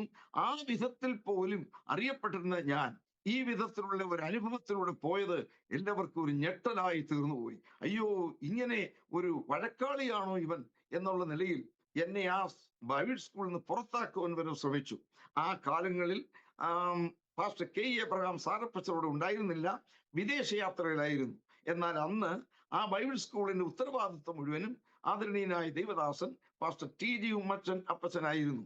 അദ്ദേഹം ഇത് കണ്ടപ്പോൾ, അതെ, ഇനിയും ഈ ബൈബിൾ സ്കൂളിൽ നിനക്ക് തുടരുവാൻ സാധിക്കുന്നല്ല, വഴക്കുണ്ടായി, ഒരു വിദ്യാർത്ഥിയെ ഉപദ്രവിക്കുകയും ചെയ്തു. അതേ, മാത്രമല്ല അദ്ദേഹത്തിനെ ചോര വരത്തക്കതുപോലെ ഇടിച്ചു എന്നുള്ളതായിരുന്നു എന്നെ കുറിച്ചുള്ള ആരോപണം. ഞാൻ പറഞ്ഞ് ശ്രമിച്ചു, അതൊരു വഴക്ക് അല്ലായിരുന്നു. 2-3 പ്രാവശ്യം 4 പ്രാവശ്യത്തോളം ഞങ്ങളുടെ വിളക്ക് ഊതി അടച്ചപ്പോൾ എൻ്റെ വിഷമം കൊണ്ട് ഞാൻ പിടിച്ചു തള്ളിയതാണ്, അപ്പോൾ എൻ്റെ നഖം കൊണ്ടുപോയതാണ്, എന്നോട് ക്ഷമിക്കണമേ എന്ന് പറഞ്ഞു. എങ്കിലും ആ സമയത്ത് എന്നെ പുറത്താക്കിയില്ല. ഞങ്ങളെ 2 പേരെ എഴുന്നേൽപ്പിച്ച് നിർത്തി.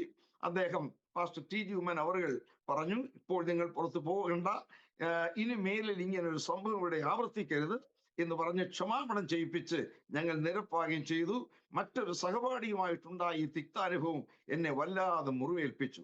സമീപത്തെല്ലാം ഈ വാർത്ത, സദ്വാർത്തകൾ പരത്തുന്നതിനേക്കാളും വളരെ വേഗം, അതേ, തെറ്റായുള്ള വാർത്തകളും അഥവാ വേദനാജനകമായ വാർത്തകളും പകരുന്നത് ഒരു സാധാരണ സംഭവമാണല്ലോ. അതിൽ ഞാൻ വളരെയധികം വേദനിച്ചു. കർത്താവേ, ഈ ബൈബിൾ സ്കൂളിൽ ഒരു വിദ്യാർത്ഥിയായി ഞാൻ വന്ന് ഇത്രത്തോളം അങ്ങയ്ക്ക് വേണ്ടി പ്രയോജനപ്പെട്ടുകൊണ്ടിരിക്കവേ ഈ ഒരു അനുഭവം എനിക്ക് ഉണ്ടായല്ലോ, എന്റെ സൽപ്പേരിന് കളങ്കം ചാർത്തിയല്ലോ. അനേക ആളുകളും എന്നെ കാണുമ്പോൾ മുഖം തിരിച്ചു നടക്കുന്ന രീതിയിൽ ആയി തീർന്നല്ലോ എന്ന് ഓർത്ത് വളരെ വേദനയോടുകൂടി ഒരു രാത്രി ഞാൻ കരയുകയുണ്ടായി. അങ്ങനെ കരഞ്ഞ് ഉറങ്ങുമ്പോൾ ഒരു ദർശനം കണ്ടു. ഇതാ എൻ്റെ അടുക്കലേക്ക് ഒരാൾ വരുന്നു. അത് ഈ ടി ജി ഉമ്മച്ചനപ്പച്ചൻ തന്നെയാണ്. അദ്ദേഹം എന്നോട് പറയുന്നു, ഈ ജോയി ആണല്ലോ നമ്മൾ പുറത്താക്കുവാൻ തുടങ്ങിയത്, ഇവൻ പ്രയോജനപ്പെടുന്നല്ലോ എന്ന് മാത്രം പ്രസ്താവിച്ചു. പ്രയോജനപ്പെടുന്നല്ലോ എന്ന് പറയുന്നു. ഏതോ ഒരു ഭവനത്തിലേക്ക് ഞാൻ എത്തുന്നു, അദ്ദേഹം ടി ജി ഉമ്മന്റെ ഭവനത്തിലേക്കാണ് ഞാൻ എത്തുന്നത്. ഇവൻ പ്രയോജനപ്പെടുന്നല്ലോ എന്ന് പറയുകയും പെട്ടെന്ന് ഞാൻ ഉണരുകയും ചെയ്തു. എന്നിട്ട് എൻ്റെ അന്തരാത്മാവിൽ പറഞ്ഞു, മകനെ, ഒരു ദിവസം ഈ ടി ജി ഉമ്മൻ നിന്നെ അംഗീകരിക്കും, നീ അതറിഞ്ഞുകൊള്ളുക എന്ന് പറഞ്ഞ് എൻ്റെ ഹൃദയത്തിൽ സമാശ്വാസം പകരുകയുണ്ടായി. വാസ്തവത്തിൽ ഈ ദർശനം എന്തായിരുന്നെന്ന് എനിക്ക് അന്ന് ഒട്ടും മനസ്സിലായില്ല. 8 വർഷങ്ങൾക്ക് ശേഷം 1975 ഫെബ്രുവരി മാസം 5-ാം തീയതി ടി ജി ഉമ്മൻ അപ്പച്ചൻ അവരുടെ കൊച്ചുമകളായ സൂസമയെ ഞാൻ വിവാഹം കഴിക്കുന്ന സമയത്താണ്. വിവാഹം കഴിച്ച ശേഷം അന്നത്തെ ദിവസമാണ് ആ ദർശനത്തിന്റെ അർത്ഥം എനിക്ക് മനസ്സിലായത്. സന്തോഷത്തോടെ ഞാനത് പ്രസ്താവിച്ചു കൊള്ളട്ടെ. അന്നത്തെ ആ വിവാഹാലോചന എങ്ങനെ വന്നെന്നോ ഒന്ന് വിശദകരമായി പറയുവാൻ ഇപ്പോൾ ഞാൻ സമയമെടുക്കുന്നില്ല. ദൈവത്തിന് സ്തോത്രം. ദൈവഹിതപ്രകാരം ഞാൻ ആ ഭവനത്തിലേക്ക് എത്തുകയുണ്ടായി. അത്രയും മാത്രമേ ഞാൻ പറയുന്നുള്ളൂ. അന്ന് പകൽ ഞങ്ങളുടെ വിവാഹ ശുശ്രൂഷയിൽ വചന ശുശ്രൂഷ ചെയ്തത് പാസ്റ്റർ ടി ജി ഉമ്മൻ അവറുകളായിരുന്നു. അദ്ദേഹം എഴുന്നേറ്റ് ഇങ്ങനെ പറഞ്ഞു, ഈ ജോയ് ബൈബിൾ സ്കൂളിൽ പഠിക്കുന്ന കാലത്ത് ഇവൻ പ്രയോജനപ്പെടുമെന്ന് എനിക്ക് വിചാരമുണ്ടായിരുന്നില്ല. അതിന് ചില സംഭവങ്ങളൊക്കെ ഉണ്ടായിരുന്നു. എന്നാൽ പിന്നീടാണ് ഇവൻ കർത്താവിന് വേണ്ടി പ്രയോജനപ്പെടുന്നല്ലോ എന്നെനിക്ക് മനസ്സിലായത്. അതുകൊണ്ടാണ് ഈ വിവാഹം അദ്ദേഹത്തിന് വേണ്ടി ഞാൻ അനുവദിച്ചതും അതിനുവേണ്ടി താല്പര്യപ്പെട്ടതുമെന്ന്. അങ്ങനെ 1967 പാസ്റ്റർ ടി ജി ഉമ്മന്റെ ഒരു ശബ്ദം, ഇവൻ പ്രയോജനപ്പെടുമല്ലോ എന്നുള്ള ആ ശബ്ദം 8 വർഷങ്ങൾക്ക് ശേഷം പൂർത്തിയായത് ഒരു വലിയ അത്ഭുതമായി തോന്നി. അപ്പോഴും എൻ്റെ ഈ ദർശനത്തെക്കുറിച്ച് ഓർമ്മയുണ്ടായിരുന്നില്ല. വിവാഹത്തിന് ശേഷം പത്തനാപുരം ഭവനത്തിലേക്ക് ഞങ്ങൾ ഒരുമിച്ച് വന്ന് അല്പസമയം ഒന്ന് വിശ്രമിക്കുമ്പോൾ വീണ്ടും പഴയ ദർശനം എൻ്റെ ഓർമ്മയിലേക്ക് വരികയുണ്ടായി, എൻ്റെ ചിന്തയിലേക്ക് വരികയുണ്ടായി. ഞാൻ ഞെട്ടി ഉണർന്നു. ആ സമയത്താണ് ഞാൻ അന്ന് കണ്ട ഭവനവും പരിസരങ്ങളുമെല്ലാം വീണ്ടും എൻ്റെ ഓർമ്മയിലേക്ക് പുതുകി വന്നത്. അങ്ങനെ സ്വർഗസ്ഥനായ ദൈവം തമ്പുരാൻ എനിക്ക് തന്ന ജീവിത പങ്കാളി, ദൈവത്താൽ തന്നെ അഭിഷേകം ഉള്ളവളും കർത്താവിനാൽ തിരഞ്ഞെടുക്കപ്പെട്ടവളുമായിരുന്നുവെന്ന് എനിക്ക് ഉത്തമ ബോധ്യമുണ്ടായി. ഇപ്പോൾ 51 വർഷങ്ങൾ കഴിഞ്ഞിരിക്കുന്നു അടിയങ്ങളുടെ കുടുംബജീവിതത്തിൽ. ഇന്നയോളം അവൾ എന്നോട് ചെയ്തിട്ടുള്ളതായ ഉടമ്പടിയിൽ വിശ്വസ്തത പുലർത്തിയെന്നും എൻ്റെ എല്ലാ ശുശ്രൂഷകൾക്കും ഏറ്റവും അധികം കൈത്താങ്ങലായിരിക്കുന്നു എന്നുള്ളതും പറയുന്നതിൽ എനിക്ക് വളരെയധികം സന്തോഷമുണ്ട്. ഒരു സുവിശേഷ പ്രസംഗികയോ ലേഖന കർത്താവോ അല്ലെങ്കിൽ ഗ്രന്ഥകാരിയോ ഒന്നുമല്ല എങ്കിൽ തന്നെയും പ്രാർത്ഥനയാലും സതുപദേശങ്ങളാലും എന്നോടൊപ്പം സഹകരിച്ചുകൊണ്ട് 51 ദീർഘവർഷങ്ങൾ ഞങ്ങളുടെ കുടുംബജീവിതം ധന്യമായി പൂർത്തീകരിപ്പാൻ ദൈവം സഹായിച്ചു. ദൈവം 2 മക്കളെയാണ് ഞങ്ങൾക്ക് തന്നിട്ടുള്ളത്. ഒരു മകൾ കുടുംബമായി ഇപ്പോൾ അമേരിക്കയിൽ തന്നെ അറ്റ്ലാന്റയിൽ പാർത്തു വരുന്നു. മകൻ ഡാളസിൽ പാർത്തു വരുന്നു. IPC ഹെബ്രോൺ ഡാളസിൽ അംഗമായിരിക്കുന്നു. കർത്താവിന് സ്തോത്രമുണ്ടാകട്ടെ. 2 കൊച്ചുമക്കളെയും ദൈവം ഞങ്ങൾക്ക് തന്നിട്ടുണ്ട്. ഞാൻ കൂടുതൽ സമയവും ഇപ്പോൾ ഡാളസ് പട്ടണത്തിൽ എൻ്റെ മകനോടൊപ്പവും ചിലപ്പോഴൊക്കെ എൻ്റെ മകളോടൊപ്പവും ഞങ്ങൾ പാർത്തു വരുന്നു. എൻ്റെ 2 മക്കളും ദൈവകൃപയാൽ എൻ്റെ സുവിശേഷീകരണത്തോടുള്ള പ്രവർത്തനത്തിൽ വളരെ സഹായികളും പിന്നണിയിൽ വളരെയധികം എന്നെ ഉത്തേജിപ്പിക്കുന്നവരുമാണ്. അതോർത്ത് ഞാൻ ദൈവത്തെ സ്തുതിക്കുന്നു. അവരവരായിരിക്കുന്ന ഇടങ്ങളിലും കർത്താവിന് വേണ്ടി അധികമായി പ്രയോജനപ്പെടുവാൻ ദൈവം എൻ്റെ മക്കളെയും ഉപയോഗിച്ചുകൊണ്ടിരിക്കുന്നു. ഇതാണ് എൻ്റെയും കുടുംബ പശ്ചാത്തലം. കർത്താവിന്റെ വലിയ നാമം വാഴ്ത്തപ്പെടുമാറാകട്ടെ. 1967 കുമ്പനാട്ട് ഹെബ്രോൺ ബൈബിൾ സ്കൂളിലുള്ള എൻ്റെ പഠനത്തിന് ശേഷം വിവിധ ഇടങ്ങളിൽ സുവിശേഷ ഘോഷണവുമായി ഞാൻ സഞ്ചരിച്ചുകൊണ്ടിരിക്കുമ്പോൾ 1968 പാസ്റ്റർ KT തോമസ് എന്ന പ്രിയപ്പെട്ട പിതാവിനെ പരിചയപ്പെടുവാൻ സംഗതിയായത്. അന്ന് അതേ ഡൽഹിയിലുള്ള ബെഥേൽ ബൈബിൾ സ്കൂളിൽ വിദ്യാർത്ഥികളെ എൻറോൾ ചെയ്യുന്ന ഒരു കാലമായിരുന്നു. അത് അപ്രതീക്ഷിതമായി കല്ലിശ്ശേരിയിൽ വെച്ച് 1968 മാർച്ച് മാസത്തിൽ പാസ്റ്റർ KT തോമസ് അവരുകളെ പരിചയപ്പെടുകയും അദ്ദേഹം എന്നെയും എൻ്റെ സഹപാഠികളായ മറ്റ് 1-2 ശുശ്രൂഷകന്മാർ, തണ്ണിത്തോട് കാരനായ ജോർജ് കുട്ടി സഹോദരൻ, അതുപോലെ പാസ്റ്റർ P ജോയി ഇപ്പോൾ തിരുവല്ലയിൽ വിശ്രമിക്കുന്നു. ദീർഘവർഷങ്ങൾ മഹാരാഷ്ട്രയിൽ അവിടെയുള്ള പ്രവർത്തനങ്ങൾക്ക് നേതൃത്വം കൊടുത്ത അനുഗ്രഹീതനായ ദൈവദാസനാണ്. ഞങ്ങളെ ഒരുമിച്ച് അദ്ദേഹം ഡൽഹിയിലേക്ക് ക്ഷണിക്കുകയുണ്ടായി. ദൈവത്തിന് സ്തോത്രം. ഇന്ന് സുവിശേഷ പോർക്കണത്തിൽ ശക്തമായി പ്രയോജനപ്പെടുന്ന നിരവധി ദൈവദാസന്മാരിൽ പലരുമായിട്ടും ഒരുമിച്ച് അഭേദ്യമായ ബന്ധം പുലർത്തുവാൻ എനിക്കിടയായിട്ടുണ്ട്. അതെ, കുമ്മനാട്ട് ബൈബിൾ സ്കൂളിൽ എൻ്റെ സഹപാഠികളായിരുന്നു പാസ്റ്റർ P ജോയി, അതുപോലെ പാസ്റ്റർ VJ തോമസ്, അതുപോലെ പാസ്റ്റർ തോമസ് B കോശി. ഇവരെല്ലാം ഇന്ന് കർത്താവിന് വേണ്ടി വളരെയധികം അതാത് സ്ഥാനങ്ങളിൽ പ്രയോജനപ്പെട്ടുകൊണ്ടിരിക്കുന്നു എന്ന് പറയുന്നതിൽ സന്തോഷമുണ്ട്. 1968 ഞാനും പാസ്റ്റർ P ജോയിയും തണ്ണിത്തോടുകാരനായ പ്രിയ PK ജോർജ് സഹോദരനും ഞങ്ങൾ ഒരുമിച്ച് തിരുവല്ലയിൽ നിന്ന് യാത്ര പുറപ്പെട്ടു. 1968 മാർച്ച് മാസം 31 ഞങ്ങൾ ഡൽഹിയിലെത്തി. അവിടെ നടന്ന ഹെബ്രോൺ അതെവിടെ ബെഥേൽ ബൈബിൾ സ്കൂളിൽ ദൈവത്തിന്റെ വചനം 6 മാസം അഭ്യസിച്ചു. ആ സമയത്താണ് ഇംഗ്ലീഷിലും ഹിന്ദിയിലും ദൈവവചനം സംസാരിപ്പാനായി കൂടുതലായി എനിക്ക് ഉത്തേജനം ലഭിച്ചത്. വളരെ വേഗം ഭാഷ പഠിക്കണമെന്നുള്ളത് എൻ്റെ ആഗ്രഹമായിരുന്നു. ലോക്കൽ ആളുകളോട് കർത്താവിന്റെ വചനം പങ്കുവെക്കണം. അതിനുവേണ്ടി പെട്ടെന്ന് ഭാഷ പഠിക്കുവാൻ തുടങ്ങി. ദൈവത്തിന് സ്തോത്രമുണ്ടാകട്ടെ. നാട്ടിൽ ആയിരുന്നാലും ഇംഗ്ലീഷ് മീഡിയത്തിൽ കേവലം 2.5 വർഷം മാത്രമേ പഠിക്കാൻ കഴിഞ്ഞുള്ളൂ. എങ്കിലും ഭാഷ പഠിക്കുന്നതിൽ വലിയ കൗതുകമുണ്ടായിരുന്നു. കാരണം ലോകത്തിൽ എല്ലായിടവും പോയി യേശുവിനെ പ്രസംഗിക്കണം. അതെന്റെ ഹൃദയത്തിൽ അടങ്ങാത്ത ആവേശമായിരുന്നു. അതുകൊണ്ട് വളരെ വേഗം ആ ഭാഷ പഠിക്കുവാൻ ദൈവം കൃപ നൽകി. വടക്കേ ഇന്ത്യയിൽ വന്ന ശേഷവും വളരെ ചുരുങ്ങിയ മാസങ്ങൾക്കുള്ളിൽ തന്നെ ഹിന്ദി ഭാഷ പഠിക്കുവാൻ ദൈവം സഹായിച്ചു. എന്നോടൊപ്പം ഉണ്ടായിരുന്ന മറ്റു വിദ്യാർത്ഥികളുടെ പ്രസംഗങ്ങളൊക്കെ ഞാൻ പരിഭാഷപ്പെടുത്തുവാൻ തുടങ്ങി. ദൈവത്തിന് സ്തോത്രമുണ്ടാകട്ടെ. എൻ്റെ കഴിവല്ല, സ്വർഗസ്ഥനായ ദൈവം തന്ന കൃപാദാനമാണ്. അതുകൊണ്ട് മറ്റു വിദ്യാർത്ഥികളുടെയും അധ്യാപകരുടെയും പ്രസംഗങ്ങൾ ഹിന്ദിയിലേക്ക് ഞാൻ പരിഭാഷപ്പെടുത്തി വിവിധ ഇടങ്ങളിൽ, രാജ്യങ്ങളിൽ നിന്ന് മാത്രമല്ല ഇന്ത്യയുടെ മിക്ക സംസ്ഥാനങ്ങളിൽ ഞാൻ പോയിട്ടുണ്ട് വചനം പ്രസംഗിക്കുവാനും മറ്റ് കർത്തൃദാസന്മാരുടെ പ്രസംഗങ്ങൾ പരിഭാഷപ്പെടുത്തുവാനും. ദൈവത്തിന് സ്തോത്രം. പല വർഷങ്ങളിൽ കുമ്പനാട് നടന്ന മഹായോഗങ്ങളിൽ പാസ്റ്റർ PM ഫിലിപ്പ് സാർ അവരുടെ പ്രസംഗങ്ങൾ മലയാളത്തിൽ നിന്ന് ഹിന്ദിയിലേക്കും ഇംഗ്ലീഷിലേക്കും ഒക്കെയും പരിഭാഷപ്പെടുത്തുവാനുള്ള അനുഭവങ്ങൾ അവസരങ്ങൾ എനിക്ക് ലഭിച്ചിട്ടുണ്ട്. ദൈവത്തിന് സ്തോത്രമുണ്ടാകട്ടെ. ഒരു ഭാഷാ പണ്ഡിതനായതുകൊണ്ടല്ല, നിൽക്കുന്ന സമയത്ത് സ്വർഗസ്ഥനായ ദൈവം എനിക്ക് കൃപ നൽകി എന്നെ പ്രയോജനപ്പെടുത്തുമായിരുന്നു. ദൈവനാമം വാഴ്ത്തപ്പെടുമാറാകട്ടെ. ഇങ്ങനെ 1968 ബെഥേൽ ബൈബിൾ സ്കൂളിൽ ഒരു വിദ്യാർത്ഥിയായിരിക്കുന്ന സമയത്ത് ഞാൻ ഓരോ ദിവസവും ഇറങ്ങി ഗ്രീൻ പാർക്ക് എക്സ്റ്റൻഷനുള്ള ഭവനങ്ങളിലൊക്കെ സുവിശേഷം അറിയിപ്പാൻ തുടങ്ങി. ട്രാക്റ്റുമായി എല്ലാ ദിവസവും രാവിലെയും വൈകിട്ടും ഞാൻ ഇറങ്ങും. ഓരോ ഭവനത്തിലും കയറി ഇറങ്ങി യേശുവിനെ കുറിച്ചുള്ള സുവിശേഷം പങ്കുവെച്ചു. അവിടെ അന്ന് മുതൽ തന്നെ സുവിശേഷീകരണം തുടങ്ങിയെങ്കിലും ആ ക്ലാസ് അവസാനിച്ച ശേഷം വിവിധ വിദ്യാർത്ഥികൾ അനേക ഇടങ്ങളിലേക്ക് അയക്കപ്പെട്ടു.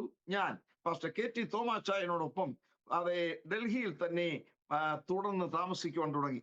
ആ ദിവസങ്ങളിലും ഒറ്റ ദിവസം പോലും വിടാതെ എല്ലാ ദിവസങ്ങളിലും ആ പ്രദേശങ്ങളിൽ സമീപത്തുള്ള ഭവനങ്ങളിലൊക്കെയും കർത്താവായ യേശുവിനെ കുറിച്ച് പ്രസംഗിക്കുവാനും ട്രാക്റ്റുകൾ ഡിസ്ട്രിബ്യൂട്ട് ചെയ്യുവാനും തുടങ്ങി. ദൈവത്തിന് സ്തോത്രം ഉണ്ടാകട്ടെ. പല ആളുകൾ യേശുവിനെ രക്ഷിതാവായി സ്വീകരിക്കുന്നതും ആത്മീയ കാര്യങ്ങൾക്ക് വളരെയധികമായി ഉത്സാഹത്തോടുകൂടി അതെ മുന്നോട്ട് വരുന്നതും കാണുവാൻ എനിക്കിടയായിട്ടുണ്ട്. അങ്ങനെ ഇരിക്കവേ എനിക്കൊരാഗ്രഹം, കർത്താവിന്റെ മുഖം ഒന്ന് കാണണം, കർത്താവിന്റെ തേജസ്സിനൊന്ന് കാണണം. ദൈവത്തിന് സ്തോത്രം. അങ്ങനെ ഒരിക്കൽ 1968 എൻ്റെ കേവലം 15 വയസ്സുള്ള ബാലകനായി ഇരിക്കുന്ന ആ സന്ദർഭത്തിൽ ഞാൻ മുറിക്കകത്ത് കയറി പ്രാർത്ഥിക്കുവാൻ തുടങ്ങി. അന്ന് V10 ഗ്രീൻ പാർക്ക് എക്സ്റ്റൻഷൻ അവിടെയാണ് അന്നത്തെ സഭ നടന്നത്. അവിടെ തന്നെയാണ് ബൈബിൾ സ്കൂള്. ഉച്ച വരെയുള്ള ക്ലാസ്സിന് ശേഷം എല്ലാ വിദ്യാർത്ഥികളും അവരവരുടെ റൂമിലേക്ക് പോയപ്പോൾ ഞാൻ തന്നെ ശേഷിച്ചു. ആ വിശാലമായ ഹോളിനകത്ത് മുഴങ്കാലിന്മേൽ നിന്നു. മുഴങ്കാലിന്മേൽ നിന്നുകൊണ്ട് ഞാൻ പ്രാർത്ഥിക്കാൻ തുടങ്ങി. യോഹന്നാന്റെ സുവിശേഷം 10-ാം അധ്യായത്തിന്റെ 4-ാം വാക്യത്തിൽ എൻ്റെ വിരൽ വെച്ചു. എൻ്റെ ആടുകൾ എൻ്റെ ശബ്ദം കേൾക്കുന്നു, അവ എന്നെ അറിയുന്നു, അനുഗമിക്കുന്നു എന്നുള്ള ഭാഗം വായിച്ച ശേഷം, കർത്താവേ, ഞാൻ അങ്ങയുടെ ഒരു ആടാണ്, അങ്ങയുടെ ശബ്ദം എനിക്ക് നേരിട്ട് കേൾക്കണം, എനിക്കത് കേട്ടേ മതിയാകൂ. ഞാൻ ഈ പോവുകയും പ്രസംഗിക്കുകയും ചെയ്യുന്നതും ഇവിടെയുള്ള ഓരോ ഭവനങ്ങളിലും രാവിലെയും വൈകിട്ടും ദൈവത്തിന്റെ വചനം സംസാരിക്കുന്നതൊക്കെ കർത്താവെ അങ്ങ് അംഗീകരിക്കുന്നുണ്ടോ? ഞാൻ ഈ ചെയ്യുന്നത് അതേ പ്രയോജനപ്രദമായ ഒരു പ്രവൃത്തിയാണോ? അവിടുത്തെ സാന്നിധ്യം എന്നോടുകൂടെ ഉണ്ടോ? എന്നോട് ഇപ്പോൾ തന്നെ സംസാരിക്കണമേ എന്ന് ഞാൻ പറഞ്ഞു. ദൈവത്തിന് സ്തോത്രം ഉണ്ടാകട്ടെ. ആ ഹാളിൽ മറ്റാരും ഉണ്ടായിരുന്നില്ല. എല്ലാ വാതിലുകളും ജനലും അടച്ചിട്ടിരിക്കുന്നു. ഞാൻ മുഴങ്കാലിന്മേൽ നിന്ന് എൻ്റെ വിരൽ ഈ യോഹന്നാന്റെ സുവിശേഷം 10:4 ചൂണ്ടിക്കൊണ്ട്, ഇപ്പോൾ തന്നെ അവിടുന്ന് ഒരു ദൂതനെ എൻ്റെ അടുക്കൽ അയക്കണമേ, എന്നോട് സംസാരിക്കണമേ എന്ന് ഞാൻ പ്രാർത്ഥിക്കുകയുണ്ടായി. ആ പ്രാർത്ഥന കഴിഞ്ഞ ഉടനെ തന്നെ ഞാൻ പെട്ടെന്ന് മുമ്പോട്ട് വീണു. ഒരു അബോധാവസ്ഥയിലായി. ദൈവത്തിന് സ്തോത്രം. ഒരു ദിവ്യ പ്രകാശം ആ ഭവനത്തിൽ റൂമിൽ വരുന്നത് ഞാൻ കണ്ടു. വളരെ ശുഭ്രവസ്ത്രധാരിയായ ഒരു മനുഷ്യൻ മന്നം എൻ്റെ അടുക്കലേക്ക് നടന്നു വന്നു. ഒരു വാക്കെങ്കിലും എന്നോട് സംസാരിക്കണമെന്നായിരുന്നു ഞാൻ പ്രാർത്ഥിച്ചത്. എൻ്റെ അടുക്കലേക്ക് വന്ന ശേഷം എൻ്റെ ചെവിയിൽ ഒരൊറ്റ വേദഭാഗം മാത്രം ഉച്ചരിച്ചിട്ട് ആ വ്യക്തി അപ്രത്യക്ഷമായി. അതെന്തായിരുന്നു? വളരെ മൃദുലമായ സ്വരത്തിൽ എന്നോട് പറഞ്ഞു, അപ്പോസ്തല പ്രവൃത്തികൾ 18-ാം അധ്യായം 9-10 വാക്യങ്ങൾ വായിക്കൂ. ഇത്രയും മാത്രം പറഞ്ഞ ശേഷം അദ്ദേഹം അപ്രത്യക്ഷപ്പെട്ടു. ഞാൻ കണ്ണു തുറന്നു. ആ മുറിയിൽ ആരെയും കണ്ടില്ല. Acts of the apostles 18 chapter 9 and 10 ഇത് മാത്രം എന്നെ ചെവിയിൽ മുഴങ്ങി. ഉടനെ ഞാൻ യോഹന്നാൻ 10:4 നിന്നും പേജുകൾ മുന്നോട്ട് മറിച്ചു. അപ്പോസ്തല പ്രവൃത്തികൾ 18-ാമത്തെ അധ്യായം 9-10 വാക്യങ്ങളിൽ ഞാൻ വായിച്ചു. അവിടെ വളരെ ശക്തമായൊരു ദൂത് കർത്താവ് പൗലോസിനോട് സംസാരിക്കുന്നതാണ് കേൾപ്പാനിടയായത്. ദൈവത്തിന് സ്തോത്രം. രാത്രിയിൽ കർത്താവ് പൗലോസിനോട്, നീ ഭയപ്പെടാതെ പ്രസംഗിക്കുക, ഞാൻ നിന്നോടുകൂടെ ഉണ്ട്, ആരും നിന്നെ കയ്യേറ്റം ചെയ്ത് ദോഷപ്പെടുത്തുകയില്ല, ഈ പട്ടണത്തിൽ എനിക്ക് വളരെ ജനമുണ്ട്. വലിയൊരു സന്തോഷം എൻ്റെ അകത്തുണ്ടായി. കർത്താവിന്റെ പ്രവർത്തനത്തെ അംഗീകരിച്ചിരിക്കുന്നു, വടക്കേ ഇന്ത്യയിലെ സുവിശേഷീകരണത്തിന് വേണ്ടി ദൈവം എന്നെ വിളിച്ചിരിക്കുന്നു എന്നുള്ള ഉത്തമമായ ബോധ്യം എനിക്ക് ഉണ്ടായി. ദൈവനാമം വാഴ്ത്തപ്പെടുമാറാകട്ടെ. അങ്ങനെയാണ് വടക്കേ ഇന്ത്യയിൽ തന്നെ കർത്താവിന്റെ വേല ചെയ്യണമെന്ന് ഞാൻ ആഗ്രഹിച്ച് അവിടെ തുടർന്നത്. 1968, 69, 70 ഈ 2-3 വർഷങ്ങളോളം കർത്താവിന്റെ ദാസൻ പാസ്റ്റർ KT തോമാച്ചായനോടൊപ്പം താമസിച്ചു. ദൈവത്തിന് സ്തോത്രം ഉണ്ടാകട്ടെ. അവിടുത്തെ അച്ചായനും ആ അമ്മാമ്മയും എന്നോട് കാണിച്ചതായ കൂട്ടായ്മ ഒരു കാലത്തും മറക്കാവുന്നല്ല. സ്വന്തം മകനെ പോലെ ആ ഭവനത്തിൽ എന്നെ താമസിപ്പിക്കുകയും എൻ്റെ എല്ലാ ആത്മീയ ശുശ്രൂഷകളിൽ പ്രേരകൻ ഒരു വലിയ പ്രേരക ശക്തിയായി തീരുകയും ചെയ്തു എന്നുള്ളത് വിസ്മരിക്കാനാവുന്നല്ല. ദൈവത്തിന് സ്തോത്രം ഉണ്ടാകട്ടെ. സുദീർഘ വർഷങ്ങൾ അതേ IPC നോർത്തേൺ റീജിയനിൽ തന്നെ ഞാൻ പ്രവർത്തിക്കുകയുണ്ടായി. അനേകം പട്ടണങ്ങളിലും ഗ്രാമങ്ങളിലും സഞ്ചരിക്കുവാൻ ഇടയായി തീർന്നു. കർത്താവിന്റെ ദാസൻ തോമാച്ചായനോടൊപ്പം യാത്ര ചെയ്യുകയും അദ്ദേഹത്തിന്റെയും പ്രസംഗങ്ങൾ പലപ്പോഴും പരിഭാഷപ്പെടുത്തുകയും ചെയ്യുവാനുള്ള അവസരം ലഭിച്ചിട്ടുണ്ട്. ദൈവത്തിന് സ്തോത്രം. കാലങ്ങൾ മുന്നോട്ട് നീങ്ങി 1993 ആയപ്പോഴത്തേക്ക് IPC നോർത്തേൺ റീജിയൻ വിഭജിക്കപ്പെടണമെന്നുള്ളതായ ആഗ്രഹം IPC ജനറൽ കൗൺസിൽ ഉണ്ടായി. അങ്ങനെ വിഭജനം സംബന്ധിച്ചുള്ള തീരുമാനങ്ങൾ പിന്നീട് സ്റ്റേറ്റ് വൈസായിട്ട് വിഭജിക്കപ്പെടണം എന്നുള്ള തീരുമാനങ്ങളൊക്കെ ജനറൽ കൗൺസിൽ ഉണ്ടായപ്പോൾ IPC നോർത്തേൺ റീജിയന് അത് അതുപോലെ അംഗീകരിക്കാൻ കഴിയാതെ വന്നു. അതിന്റെ പരിണതഫലമായി അല്പകാലങ്ങൾ ഞങ്ങൾക്ക് വേർപെട്ട് പ്രവർത്തിക്കേണ്ടതായിട്ട് വന്നുകൂടി. ഇന്ത്യ പെന്തിക്കോസ് ദൈവസഭയുടെ ജനറൽ കൗൺസിലിന്റെ തീരുമാനത്തെ അംഗീകരിച്ച് IPC north central region, Delhi, UP, Rajasthan, Haryana എന്നിങ്ങനെ 4 സ്റ്റേറ്റുകൾ ഉൾപ്പെട്ട നോർത്ത് സെൻട്രൽ റീജിയന്റെ ചുമതല വഹിക്കേണ്ടി വന്നു. 2006 മുതൽ IPC ഡൽഹി സ്റ്റേറ്റ്, ഓരോ റീജിയനും ഇനി അത് സ്റ്റേറ്റുകളാകണം, ഓരോ സ്റ്റേറ്റും വളരണമെന്നുള്ള ഉദ്ദേശത്തോടു കൂടി വിഭജിച്ചപ്പോൾ ഡൽഹി സ്റ്റേറ്റിന്റെയും ചുമതല എന്റെ മേൽ ഉണ്ടായി. ദൈവത്തിന് സ്തോത്രം ഉണ്ടാകട്ടെ. ഇങ്ങനെ ചുമതലകൾ ഏറ്റതോടുള്ള ബന്ധത്തിൽ നോർത്തേൺ റീജിയനുമായി സഹകരിപ്പാൻ കഴിയാതെ വന്നുപോയി. അങ്ങനെ എന്നെ വടക്കേ ഇന്ത്യയെ കൊണ്ടുപോയി എൻ്റെ ആത്മീയ ശുശ്രൂഷകൾക്ക് വളരെയധികമായി പ്രയോജനം ചെയ്ത പാസ്റ്റർ KT തോമസിനോടും കുടുംബത്തോടും യോജിച്ച് പ്രവർത്തിപ്പാൻ കഴിയാത്ത ഒരു സാഹചര്യം ഉണ്ടായി. അത് എൻ്റെ ജീവിതത്തിൽ വലിയ ഒരു പ്രയാസം തന്നെ ഉണ്ടാക്കി. ദൈവത്തിന് സ്തോത്രം. പക്ഷേ ആ സാഹചര്യത്തിന്റെ സമ്മർദ്ദത്തിൽ മറ്റൊന്നും ചെയ്യുവാൻ കഴിഞ്ഞില്ല. എന്നാൽ ആ ഒരു വേദന ഇന്നും അദ്ദേഹത്തിന് ഒരു വേദനയായി, അത് ദുഃഖമായി ഞാൻ തീർന്നല്ലോ എന്നുള്ളത് അത് ഇപ്പോഴും എന്നെ വേദനിപ്പിക്കുന്നു. എങ്കിലും കാലങ്ങൾ മുന്നോട്ട് നീങ്ങിയപ്പോൾ പ്രശ്നങ്ങൾക്കൊക്കെ വളരെ പരിഹാരമുണ്ടാകുകയും ആ ഭവനത്തോട് ഞാൻ വീണ്ടും അടുത്ത് ചെല്ലുകയും ദൈവത്തിന് സ്തോത്രം, ഞങ്ങൾ തമ്മിൽ വളരെ സ്നേഹമായി വളരെ വർഷങ്ങൾ ജീവിക്കുകയും ചെയ്തു. അന്ത്യനാളുകളിലും കർത്താവിന് സ്തോത്ര ദൈവദാസനോടും ദാസിയോടും സഹകരിച്ച് പ്രവർത്തിക്കുകയും അന്ത്യയാത്രകൾ വരെയും കൂടെ ഉണ്ടായിരിക്കുവാനുള്ള അതേ അവസരം ദൈവം എനിക്ക് നൽകുകയും ചെയ്തു. അദ്ദേഹത്തിന്റെ മക്കളെയും മരുമക്കളെയും കൊച്ചുമക്കളെയും ഒക്കെ കർത്താവ് അനുഗ്രഹിച്ചുകൊണ്ടിരിക്കുന്നു. കർത്താവിന്റെ വേലയിൽ വളരെയധികം അവർ പ്രയോജനപ്പെട്ടുകൊണ്ടിരിക്കുന്നു. IPC നോർത്തേൺ റീജിയൻ എന്നൊരു സെപ്പറേറ്റ് രജിസ്ട്രേഡ് സംഘടനയായി പുരോഗതിയിൽ തുടരുന്നു. അതെല്ലാം ഓർത്ത് ഞാൻ ദൈവത്തിന് സ്തോത്രം ചെയ്യുന്നു. കർത്താവിന്റെ വലിയ നാമം വാഴ്ത്തപ്പെടുമാറാകട്ടെ. വിവിധ തരത്തിൽ വടക്കേ ഇന്ത്യയിൽ പ്രവർത്തിക്കുമ്പോൾ സ്ഥാനങ്ങളിലേക്ക് എനിക്ക് സ്ഥാനക്കയറ്റം ലഭിച്ച് എന്നെ മാനിച്ചിട്ടുണ്ട്. ലോക്കൽ പാസ്റ്റർ എന്ന് മാത്രമല്ല, ഡിസ്ട്രിക്ട് മിനിസ്റ്റർ ആയിട്ടും PYPയുടെ ജനറൽ പ്രസിഡന്റ് ആയിട്ടും ഒക്കെ എനിക്ക് പ്രൊമോഷൻ തന്നിട്ടുണ്ട്. അതൊക്കെയും ഏറ്റെടുത്ത് ചെയ്തിട്ടുണ്ട്. എന്നാൽ ഒരിടത്ത് പോലും ഒരു സ്ഥാനത്തിന് വേണ്ടി ആഗ്രഹിച്ച് ഞാൻ വോട്ട് പിടിച്ച് ഇലക്ഷൻ നിന്ന് വിജയിച്ചിട്ടില്ല. ദൈവത്തിന് സ്തോത്രം. അതിനുവേണ്ടി ഞാൻ താല്പര്യപ്പെട്ടിട്ടില്ല. അത് അന്നും ഇന്നും ഞാൻ അതിനോട് അനുകൂലിക്കുന്ന വ്യക്തിയല്ല. ഞാൻ ഉൾപ്പെട്ടു നിൽക്കുന്ന പ്രസ്ഥാനത്തിൽ നിന്ന് എന്നെ ഇതിനു വേണ്ടി നിയോഗിച്ചാൽ ഞാനത് സ്വീകരിക്കും.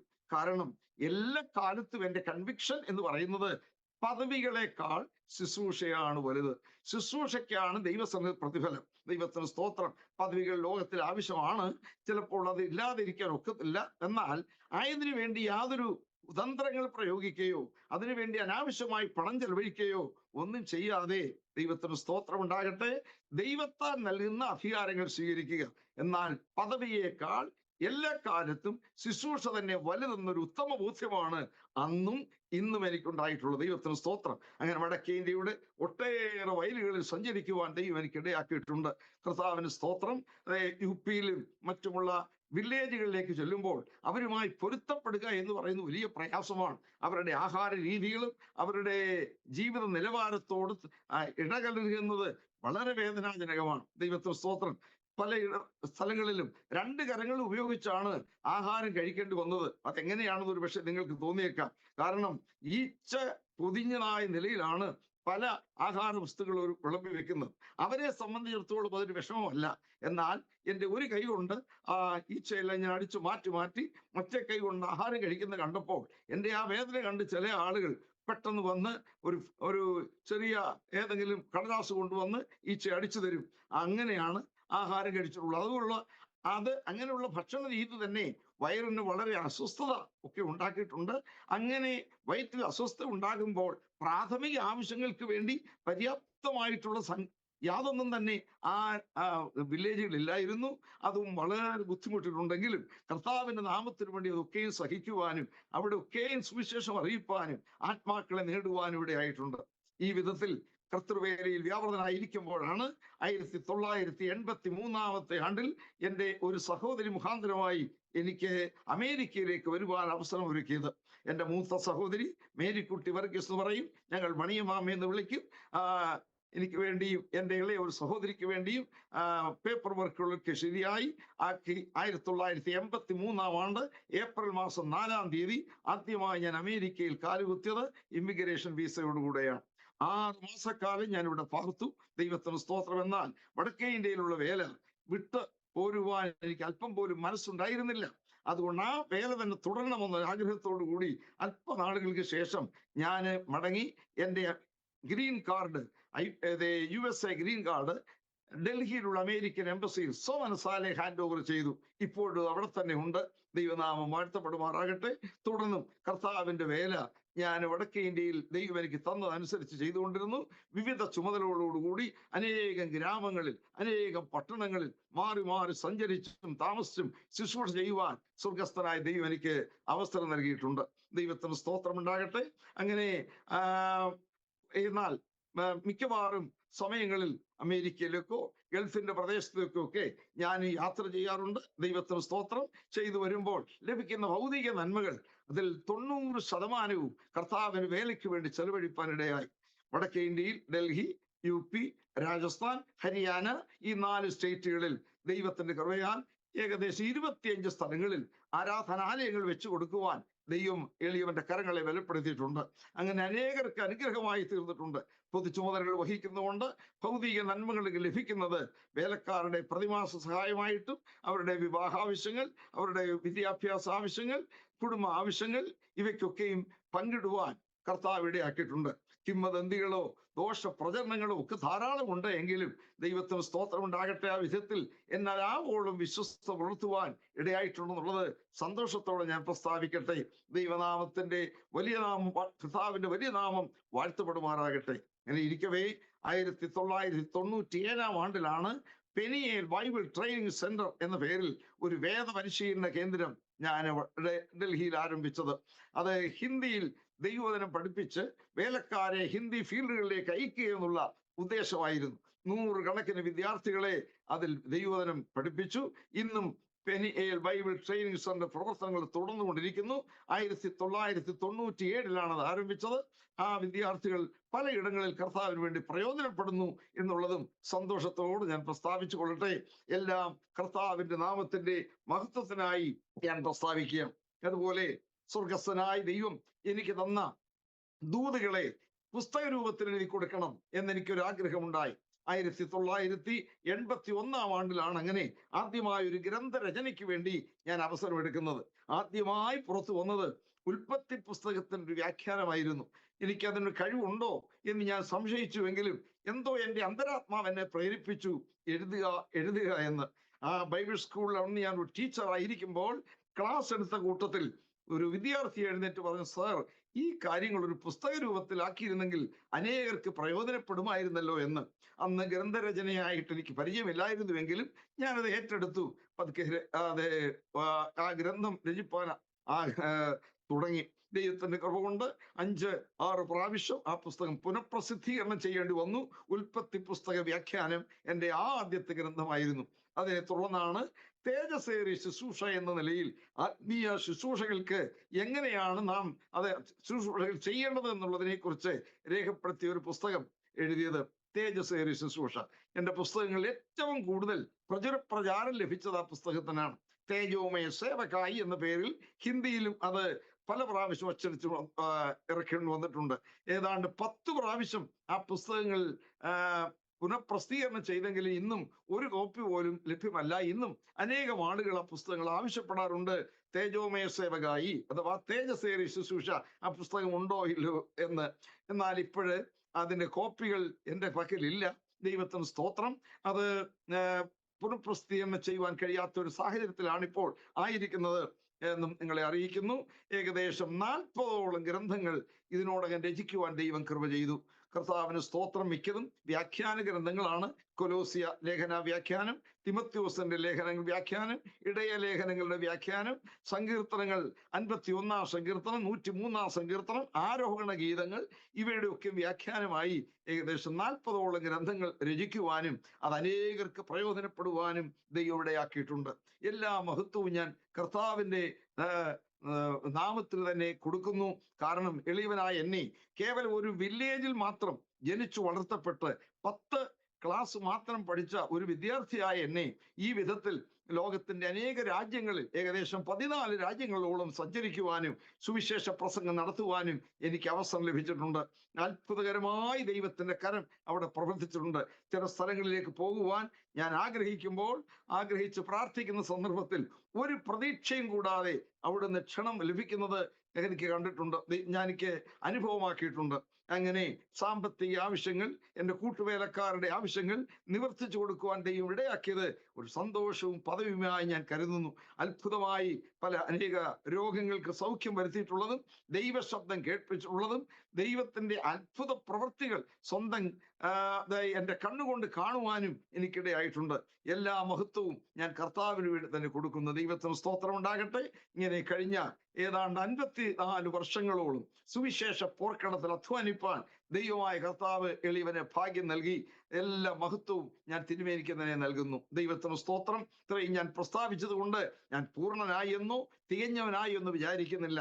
മാനുഷികമായ സകലവിധമായ ബലഹീനതകളും ഒക്കെയുള്ള ഒരു ദൈവഭക്തനാണ് ഞാൻ. ദൈവത്തിന് സ്തോത്രം ഉണ്ടാകട്ടെ. എന്നാൽ കർത്താവിന്റെ സന്നിധിയിൽ ചെയ്തിട്ടുള്ള ഉടമ്പടികൾ ലംഘിക്കുകയോ കർത്താവിന് ഇഷ്ടമില്ലാത്ത എന്തെങ്കിലും കാര്യങ്ങൾ എൻ്റെ ജീവിതത്തിൽ വന്ന് സംഭവിക്കുകയോ ചെയ്താൽ കഠിനമായ ശിക്ഷ നൽകി ദൈവം എന്നെ ഡിസിപ്ലിൻ ചെയ്തിട്ടുണ്ട്. ആ ഡിസിപ്ലിന്റെ ഭാഗമായി ചിലപ്പോൾ സുവിശേഷ പ്രസംഗം ഒന്നും തന്നെ ചെയ്യാൻ കഴിയാത്ത സാഹചര്യം, വിഷാദാവസ്ഥയിലിരിക്കുന്ന സാഹചര്യം, ആര് വിളിച്ചാലും അതേ വാക്ക് കൊടുക്കാതിരിക്കുന്ന ഒരു സാഹചര്യം, അതൊക്കെ എനിക്ക് ഉണ്ടായിട്ടുണ്ട്. എന്നാൽ അങ്ങനെ എൻ്റെ കുറ്റങ്ങളും കുറവുകളും ശരിയായി എനിക്ക് ബോധ്യപ്പെട്ട് കഴിയുമ്പോൾ, ദൈവത്തോട് അനുദപിച്ച് ഏറ്റുപറയുമ്പോൾ, ദൈവത്തോടുള്ള ഉടമ്പടിയെ ഞാൻ വീണ്ടും പാലിക്കുവാനായി തീരുമാനിക്കുമ്പോൾ ഈ അവസ്ഥയിൽ നിന്ന് എന്നെ കർത്താവ് പുറത്തു കൊണ്ടുവന്നിട്ടുണ്ട്. ഇങ്ങനെ അപ്പന് മക്കളോട് കരുണ തോന്നുന്ന പോലെ യഹോവയ്ക്ക് തന്റെ ഭക്തന്മാരോട് കരുണ തോന്നുന്നു എന്നുള്ള വചനപ്രകാരം ദൈവീയ രുചിച്ചറിയുവാൻ എനിക്കിടയായിട്ടുള്ളത് ഞാൻ നന്ദിയോടെ ഓർക്കുന്നു. ദൈവനാമം വാഴ്ത്തപ്പെടുമാറാകട്ടെ. സ്തോത്രം. ഈ സാക്ഷ്യം കേട്ടുകൊണ്ടിരിക്കുന്ന എല്ലാ പ്രിയപ്പെട്ടവരെ ഓർത്ത് ഞാൻ ദൈവത്തെ സ്തുതിക്കുന്നു. ചെറുപ്രായം മുതൽ തന്നെ കർത്താവിന്റെ വയലിലേക്ക് ഇറങ്ങി കർത്താവിന് വേണ്ടി അധ്വാനിപ്പാൻ ഇടയായതൊരു ഭാഗ്യ പദവിയായിട്ടാണ് ഞാൻ കരുതുന്നത്. എന്നാൽ കഴിഞ്ഞ 2-3 വർഷങ്ങൾക്ക് മുമ്പ് ശാരീരികമായുള്ള ക്ഷീണങ്ങൾ ധാരാളമായി ഉണ്ടായി. അപ്പോൾ റിട്ടേൺ ടിക്കറ്റുമായി വിസിറ്റിംഗ് വിസയിലാണ് 2021 ഞാൻ അമേരിക്കയിലേക്ക് വന്നതെങ്കിലും എൻ്റെ ശാരീരിക ക്ഷീണവും അവസ്ഥകൾ കണ്ടുകൊണ്ട് എൻ്റെ മകൾ എന്നോട് വീണ്ടും നിർബന്ധിച്ചു, ഇവിടെ ഇനിയും നാട്ടിലോട്ട് തിരിച്ചു പോകണ്ട, പപ്പയ്ക്ക് അതിനുള്ള ആരോഗ്യമില്ലല്ലോ എന്ന് പറഞ്ഞു. എന്നെയും എൻ്റെ ഭാര്യയെയും അങ്ങനെ നിർബന്ധിച്ച് ഞങ്ങൾ വീണ്ടും, ഞാൻ എപ്പോഴും ഡിനൈ ചെയ്തെങ്കിലും അവൾ തന്നെ നിർബന്ധത്താൽ അതിനൊന്ന് പരിശ്രമിച്ചു. എൻ്റെ പഴയ ചില പേപ്പറുകളൊക്കെ അവളുടെ കയ്യിൽ ഉണ്ടായിരുന്നു. അത് വെച്ച് എന്നെ കൊണ്ടുപോവുകയും ഒരു ഏജന്റിന്റെ അടുക്കൽ കൊണ്ടുപോവുകയും ആ പേപ്പർ സബ്മിറ്റ് ചെയ്യുകയും ചെയ്തു. ഞാൻ പ്രതീക്ഷിച്ചതല്ല എങ്കിലും ചുരുങ്ങിയ ചില മാസങ്ങൾക്ക് ശേഷം ആ ഇമിഗ്രേഷൻ ഞങ്ങൾക്ക് ലഭിക്കുകയുണ്ടായി. ഇങ്ങനെ 1983 എനിക്ക് ലഭിച്ച ഗ്രീൻ കാർഡ് ഞാൻ വോളണ്ടറിലി സറണ്ടർ ചെയ്തതായിരുന്നു. സുദീർഘ വർഷങ്ങൾ കർത്താവിന്റെ വേല ചെയ്ത ശേഷം അവയെ ഇപ്പോൾ 1/2 നൂറ്റാണ്ടോളം കർത്താവിന്റെ വയലിൽ ഞാൻ ഇന്ത്യയിൽ അധ്വാനിച്ചു. ഈ സമയത്ത് ഇപ്പോൾ എൻ്റെ മക്കളോടൊപ്പം വിശ്രമ ജീവിതം നയിക്കുകയാണ്. എങ്കിലും ദൈവം ഒരുക്കുന്ന അവസരങ്ങൾ അനുസരിച്ച് മറ്റുള്ള സ്ഥലങ്ങൾ കടന്നു പോകുന്നു. ദൈവവചനം ഞാൻ പങ്കുവെക്കുന്നു. IPC ഹെബ്രോൺ ഡാളസിൽ ഞാൻ അംഗമായിരിക്കുന്നു. അവിടെയും ശുശ്രൂഷയ്ക്കുള്ള അവസരങ്ങൾ വല്ലപ്പോഴും ലഭിക്കാറുണ്ട്. വിവിധ സഭകളിലും ശുശ്രൂഷിപ്പാനുള്ള അവസരം ലഭിക്കാറുണ്ട്. ഇനി ശിഷ്ടായുസും അതുപോലെ കർത്താവിന്റെ വയലിൽ തന്നെ ധൈര്യത്തോടെ നിന്ന് നല്ല പോർ പൊരുതി ഓട്ടം തികച്ച് വിശ്വാസം കാത്ത് നല്ല അന്ത്യം പ്രാപിക്കണമെന്നുള്ള ആഗ്രഹമാണുള്ളത്. ഞങ്ങൾക്ക് വേണ്ടിയും നിങ്ങൾ എല്ലാവരും പ്രാർത്ഥിക്കണമേ. കുടുംബമായി ഞങ്ങളെ നിങ്ങളുടെ പ്രാർത്ഥനയിൽ ഓർക്കണമേ. ഇങ്ങനെ ഒരു അവസരം ഒരുക്കിയതിൽ ഞാൻ ദൈവത്തെ സ്തുതിക്കുകയും വീണ്ടും ബഹുമാനപ്പെട്ട ഡാനിയൽ ജോൺ പാസ്റ്ററോടുള്ള ഹൃദയാംഗമായ നന്ദി അറിയിക്കുകയും ചെയ്തുകൊണ്ട് ഈ സാക്ഷി വചനങ്ങൾ ഇവിടെ ഉപസംഹരിക്കുന്നു. കർത്താവ് നമ്മെ ഏവരെയും അനുഗ്രഹിക്കുമാറാകട്ടെ. ആമേൻ. കരുണാസമ്പന്നനായ ദൈവമേ, ഞങ്ങളുടെ സ്വർഗസ്ഥ പിതാവേ, അവിടുത്തെ ഓമന പുത്രനും ഞങ്ങളുടെ രക്ഷിതാവുമായ യേശുക്രിസ്തുവിന്റെ നിസ്തുല്യ നാമത്തിൽ ഞങ്ങൾ അങ്ങയുടെ വലിയ നാമത്തെ വാഴ്ത്തുന്നു, മഹത്വപ്പെടുത്തുന്നു. എളിയവനെ കർത്താവ് നടത്തിയ വിധങ്ങളും നയിച്ച പാതകളും എളിയവന് വേണ്ടി ചെയ്ത ഉപകാരങ്ങളും പങ്കുവെക്കുവാൻ, അനുഭവ സാക്ഷ്യത്തിലൂടെ അനേകരോട് പങ്കുവെക്കുവാൻ ഇങ്ങനെ ഒരു അവസരം തന്നതുകൊണ്ട് നന്ദിയോട് സ്തോത്രം. വിവിധ രാജ്യങ്ങളിൽ, പട്ടണങ്ങളിൽ, ഭവനങ്ങളിൽ ഇരുന്നുകൊണ്ട് ഈ അനുഭവ സാക്ഷ്യം ശ്രദ്ധിച്ചിട്ടുള്ള എല്ലാ സഹോദരി സഹോദരന്മാരെയും കർത്തൃദാസന്മാരെയും കർത്താവ് അനുഗ്രഹിക്കണമേ. ദൈവം അവർക്ക് നൽകിയിട്ടുള്ള ശുശ്രൂഷകൾ നിറവടിയായി നിവർത്തിപ്പാനും കർത്താവെ വിശ്വസ്തയോടുകൂടെ അങ്ങയുടെ പോർക്കടത്തിൽ കർത്താവ് ഏൽപ്പിച്ച ശുശ്രൂഷകൾ തികയ്ക്കുവാനും ഏവർക്കും അവിടുന്ന് കരുണ ചെയ്യണമേ എന്നങ്ങയോട് പ്രാർത്ഥിക്കുന്നു. അരോമ TV മിനിസ്ട്രിക്ക് വേണ്ടി പ്രാർത്ഥിക്കുന്നു. ഇത് ഇനിയും വരും നാളുകളിലും ആയിരങ്ങൾക്ക് അനുഗ്രഹമാക്കി തീർക്കണമേ. ഇതിന് ചുമതല വഹിക്കുന്ന ദാനിയേൽ ജോൺ പാസ്റ്റർക്ക് വേണ്ടി പ്രാർത്ഥിക്കുന്നു. അങ്ങയുടെ ദാസന് അവിടെ നൽകിയിരിക്കുന്ന ഈ ദർശനം ആയിരങ്ങൾക്ക് ഇന്നും പ്രയോജനപ്പെടുന്നത് കൊണ്ട് നന്ദിയോട് സ്തോത്രം ചെയ്യുന്നു. ഇതിന്റെ ആവശ്യങ്ങളൊക്കെ കർത്താവ് നിവർത്തിക്കുകയും, ഹല്ലേലൂയ, തേനിനേക്കാളും തേൻകട്ടയേക്കാളും വിലയേറിയ മാധുര്യമുള്ള അവിടുത്തെ വചനം അനേക ഉള്ളങ്ങളിൽ എത്തത്തക്കതുപോലെ അനേക ജീവിത സാക്ഷ്യങ്ങളും അനുഭവങ്ങളും ആയിരങ്ങൾക്ക് അത് പ്രയോജനപ്പെടുന്ന പോലെ അവിടുത്തെ ആത്മാവ് തന്നെ സകലത്തെയും നിയന്ത്രിച്ച് നടത്തണമേ. മഹത്വവും മാനവും ഞങ്ങൾ അങ്ങേക്ക് തരുന്ന കർത്താവേ, ഇത്രത്തോളം ഞങ്ങളെ സഹായിച്ചതിനാൽ സ്തോത്രം. ഏത് സമയത്ത് ഞങ്ങളുടെ കർത്താവ് വന്നാലും എപ്പോൾ ഞങ്ങളെ വിളിച്ചാലും കറയും കളങ്കയും ഇല്ലാത്തവരായി വെടിപ്പുള്ള കൈയോടും നിർമ്മല ഹൃദയത്തോടും കൂടെ തിരുമുൻപാകെ നിൽക്കുവാൻ ഞങ്ങൾക്ക് ഏവർക്കും സഹായിക്കണമെന്ന് പ്രാർത്ഥിക്കുന്നു. ഈ അനുഭവ സാക്ഷ്യം ശ്രദ്ധിച്ച എല്ലാ അങ്ങയുടെ മക്കളെയും അനുഗ്രഹിക്കണമേ എന്ന് അപേക്ഷിക്കുന്നു. മഹത്വം ഞങ്ങൾ തിരുമേനിക്ക് തരുന്നു. ക്രിസ്തുയേശുവിന്റെ നിസ്തുല്യ നാമത്തിൽ വിനയമായിട്ട് അപേക്ഷിക്കുന്നു. കൃപയോടെ കേൾക്കണമേ പിതാവേ. ആമേൻ. താങ്ക് യു കർത്താവിന്റെ വിലപ്പെട്ട ദാസൻ പ്രിയ കെ ജോയി അങ്കിൾ. ഇത്രത്തോളം സമയം വളരെ അനുഗ്രഹിക്കപ്പെട്ടതായ നിലയിൽ വളരെ ഐശ്വര്യമായി ജീവിതാനുഭവങ്ങൾ ദൈവനാമ മഹത്വത്തിന് വേണ്ടി പങ്കുവയ്ക്കുവാൻ അരോമ TV പ്രേക്ഷകരോടൊപ്പം സമയം ചിലവഴിച്ചതിന് കർത്താവിന് മഹത്വം കരയറ്റുകയും കർത്തൃത്വത്തിനുള്ളതായ നന്ദി, സ്നേഹവും കടപ്പാടും ഇത്തരണത്തിൽ അറിയിക്കുകയും ചെയ്യുന്നു. ദീർഘവർഷങ്ങളായി ഞാൻ കർത്താവിൻ്റെ ദാസന്റെ പല പുസ്തകങ്ങളും വായിക്കുവാനും പല നിലകളിലുള്ള ആത്മീയ ശുശ്രൂഷകളൊക്കെ കേൾക്കുവാനും അനുഭവിപ്പാനും എനിക്കിടയായിട്ടുണ്ട്. എന്നാൽ ഇങ്ങനെ അത്യപൂർവമായ ഒരു അനുഭവം കർത്തൃദാസനോട് ഒരുമിച്ച് ചിലവഴിക്കുവാൻ എൻ്റെ ജീവിതത്തിൽ എനിക്ക് ലഭിച്ചത് ഞാൻ ഒരു ഭാഗ്യമായി കണക്കാക്കുന്നു. ഞാൻ വളരെയേറെ നാളുകളായി ആഗ്രഹിച്ചൊരു കാര്യമാണ് പ്രിയ അങ്കിളിനെ അരോമ TV പ്രേക്ഷകരുടെ മുൻപാകെ ഇങ്ങനെ ഒരു അവസരം സാക്ഷ്യത്തിന് വേണ്ടി ലഭിക്കണമെന്നുള്ളത്. എന്നാൽ തക്ക സമയമായപ്പോൾ കർത്താവ് അതിനുള്ള ക്രമീകരണങ്ങൾ ചെയ്തു തന്നു. ഇന്ന് കടന്നു വന്ന് ഈ സാക്ഷ്യം പങ്കുവച്ചതിന് ഒരിക്കൽ കൂടി ഹൃദയത്തിന്റെ ഭാഷയിൽ ഞാൻ നന്ദി അറിയിക്കുന്നു.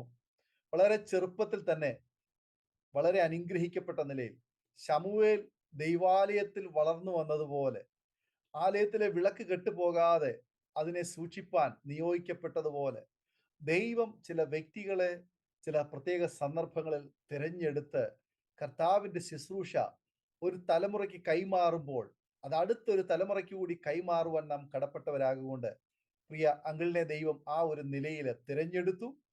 പ്രത്യേക ഒരു അഭിഷേകം, ഒരു ദൈവീയ ശുശ്രൂഷ ഫലമേൽപ്പിക്കുവാൻ ദൈവത്തിന് പ്രസാദം തോന്നി. ആ ശുശ്രൂഷ കഴിഞ്ഞ അരനൂറ്റാണ്ടിലധികമായി ഇന്ത്യയിലും ലോകത്തിന്റെ വിവിധ ഇടങ്ങളിലും കർത്താവ് അയച്ച ഇടങ്ങളിലൊക്കെ അത് പ്രസ്താവിപ്പാൻ ദൈവം കൃപ ചെയ്തു. ഇനിയുള്ള കാലവും കർത്താവ് ആയുസ്സും ആരോഗ്യവും അവസരങ്ങളും തരട്ടെ എന്ന് ഇത്തരണത്തിൽ ആശംസിക്കുന്നു, പ്രാർത്ഥിക്കുന്നു. പ്രിയ അങ്കിൾ പറഞ്ഞതുപോലെ തേജസ്സേറിയ ശുശ്രൂഷ. ശരിക്കും ഒരുപാട് ദൈവദാസന്മാരെ ആ ഒരു കൈപ്പുസ്തകം അവരുടെ ശുശ്രൂഷാ മണ്ഡലങ്ങളിൽ അവർക്കത് അനുഗ്രഹമായി ഉപകാരമായി തീർന്നിട്ടുണ്ട്.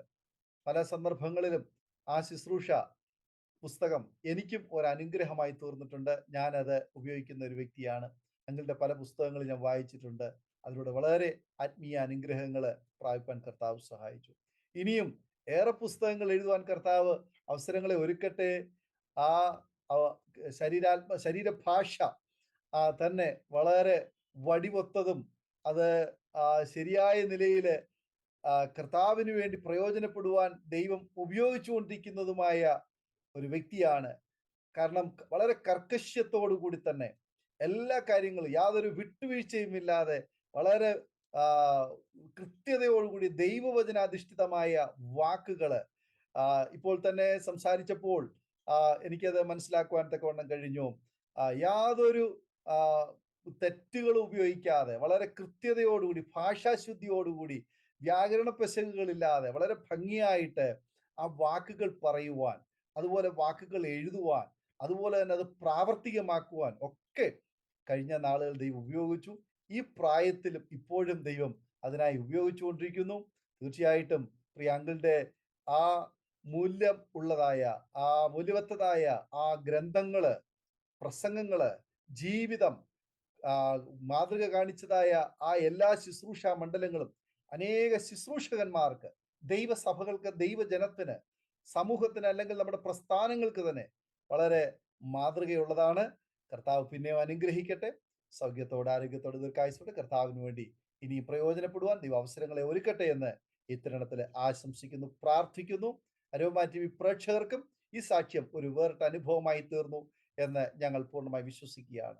നിരവധി സാക്ഷ്യങ്ങൾ എല്ലാ ദിവസവും കേട്ടുകൊണ്ടിരിക്കുന്ന നമ്മുടെ ജീവിതത്തില് ഈ ഒരു സാക്ഷ്യം, പ്രിയ അങ്കിളുടെ ജീവിതാനുഭവങ്ങൾ ഒരു മൂല്യ ഉള്ളതായ ഒരു പുസ്തകം കാത്തു സൂക്ഷിക്കുന്നത് പോലെ പ്രേക്ഷകർക്ക് ഒരു അനുഗ്രഹമായി തീരും. എന്നും വീണ്ടും വീണ്ടും നിങ്ങൾക്ക് അത് കേൾക്കുവാൻ കർത്താവ് സഹായിക്കട്ടെ. ജീവിതത്തില് ഒരുപാട് നല്ല അനുഭവങ്ങൾ പ്രാവർത്തികമാക്കുവാൻ, പ്രിയ അങ്കിളുടെ ജീവിതാനുഭവങ്ങൾ നമുക്ക് മാതൃകയാക്കുവാൻ, നമ്മുടെ തലമുറകൾക്ക് അത് പറഞ്ഞു കൊടുക്കുവാൻ കർത്താവ് സഹായിക്കട്ടെ. തീർച്ചയായിട്ടും പ്രിയ അങ്കിളുടെ പുസ്തകങ്ങൾ നിങ്ങൾക്ക് ലഭിക്കുമെങ്കിൽ നിങ്ങൾ അത് കണ്ടെത്തി വായിക്കുവാൻ ശ്രമിക്കുക. വളരെ അനുഗ്രഹിക്കപ്പെട്ട പുസ്തകങ്ങളാണ്.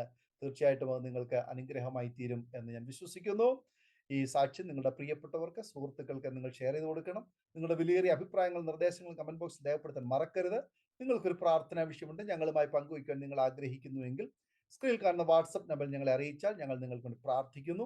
സാക്ഷ്യം പറഞ്ഞ പ്രിയപ്പെട്ടവരോടൊപ്പം എല്ലാ തിങ്കളാഴ്ചയും രാത്രി 8 മണി മുതൽ ഓൺലൈനിലൂടെ നടക്കുന്ന പ്രാർത്ഥനാ കൂട്ടായ്മയിലും നിങ്ങൾക്ക് പങ്കുകൊള്ളാവുന്നതാണ്. അടുത്ത അനുഗ്രഹിക്കപ്പെട്ട സാക്ഷ്യവും വചനചിന്തയുമായി നാം വീണ്ടും കൂടി കാണും വരെയും എല്ലാ പ്രിയപ്പെട്ടവർക്കും goodbye. God bless you all. Amen. ഓർമ്മയുടെ മനോരഥത്തിൽ മായാത്ത ഓർമ്മയ്ക്കായി അരോമ മാട്രിമോണിയിൽ നിന്നും ജീവിത പങ്കാളിയെ കണ്ടെത്തൂ. നിങ്ങൾ ഒരു ക്രിസ്തീയ ജീവിത പങ്കാളിയെ അന്വേഷിക്കുകയാണോ? അതോ മക്കൾക്ക് അനുയോജ്യമായ ഒരു തക്ക തുണയ്ക്ക് വേണ്ടി പ്രാർത്ഥിക്കുന്ന വ്യക്തിയാണോ? എങ്കിൽ അരോമ മാട്രിമോണി നിങ്ങൾക്ക് വേണ്ടിയാണ്. ഇന്നു തന്നെ സൗജന്യമായി രജിസ്റ്റർ ചെയ്യൂ. അരോമ മാട്രിമോണിയുടെ പ്രത്യേകതകൾ: രജിസ്ട്രേഷൻ തികച്ചും സൗജന്യം. ലോകത്തെവിടെയുമുള്ള അനുയോജ്യമായ ക്രിസ്തീയ ജീവിത പങ്കാളിയെ തിരഞ്ഞെടുക്കാം. വിവാഹം നടക്കുന്നതുവരെ സർവീസ് ലഭിക്കുന്നു. ഏറ്റവും ചെറിയ പാക്കേജുകളും തിരഞ്ഞെടുക്കാം. അരോമ മാട്രിമോണി നിങ്ങൾക്കായി ഒരുക്കുന്നു വിവാഹം പരമാനന്ദം. Email aroma matrimony2020@gmail.com.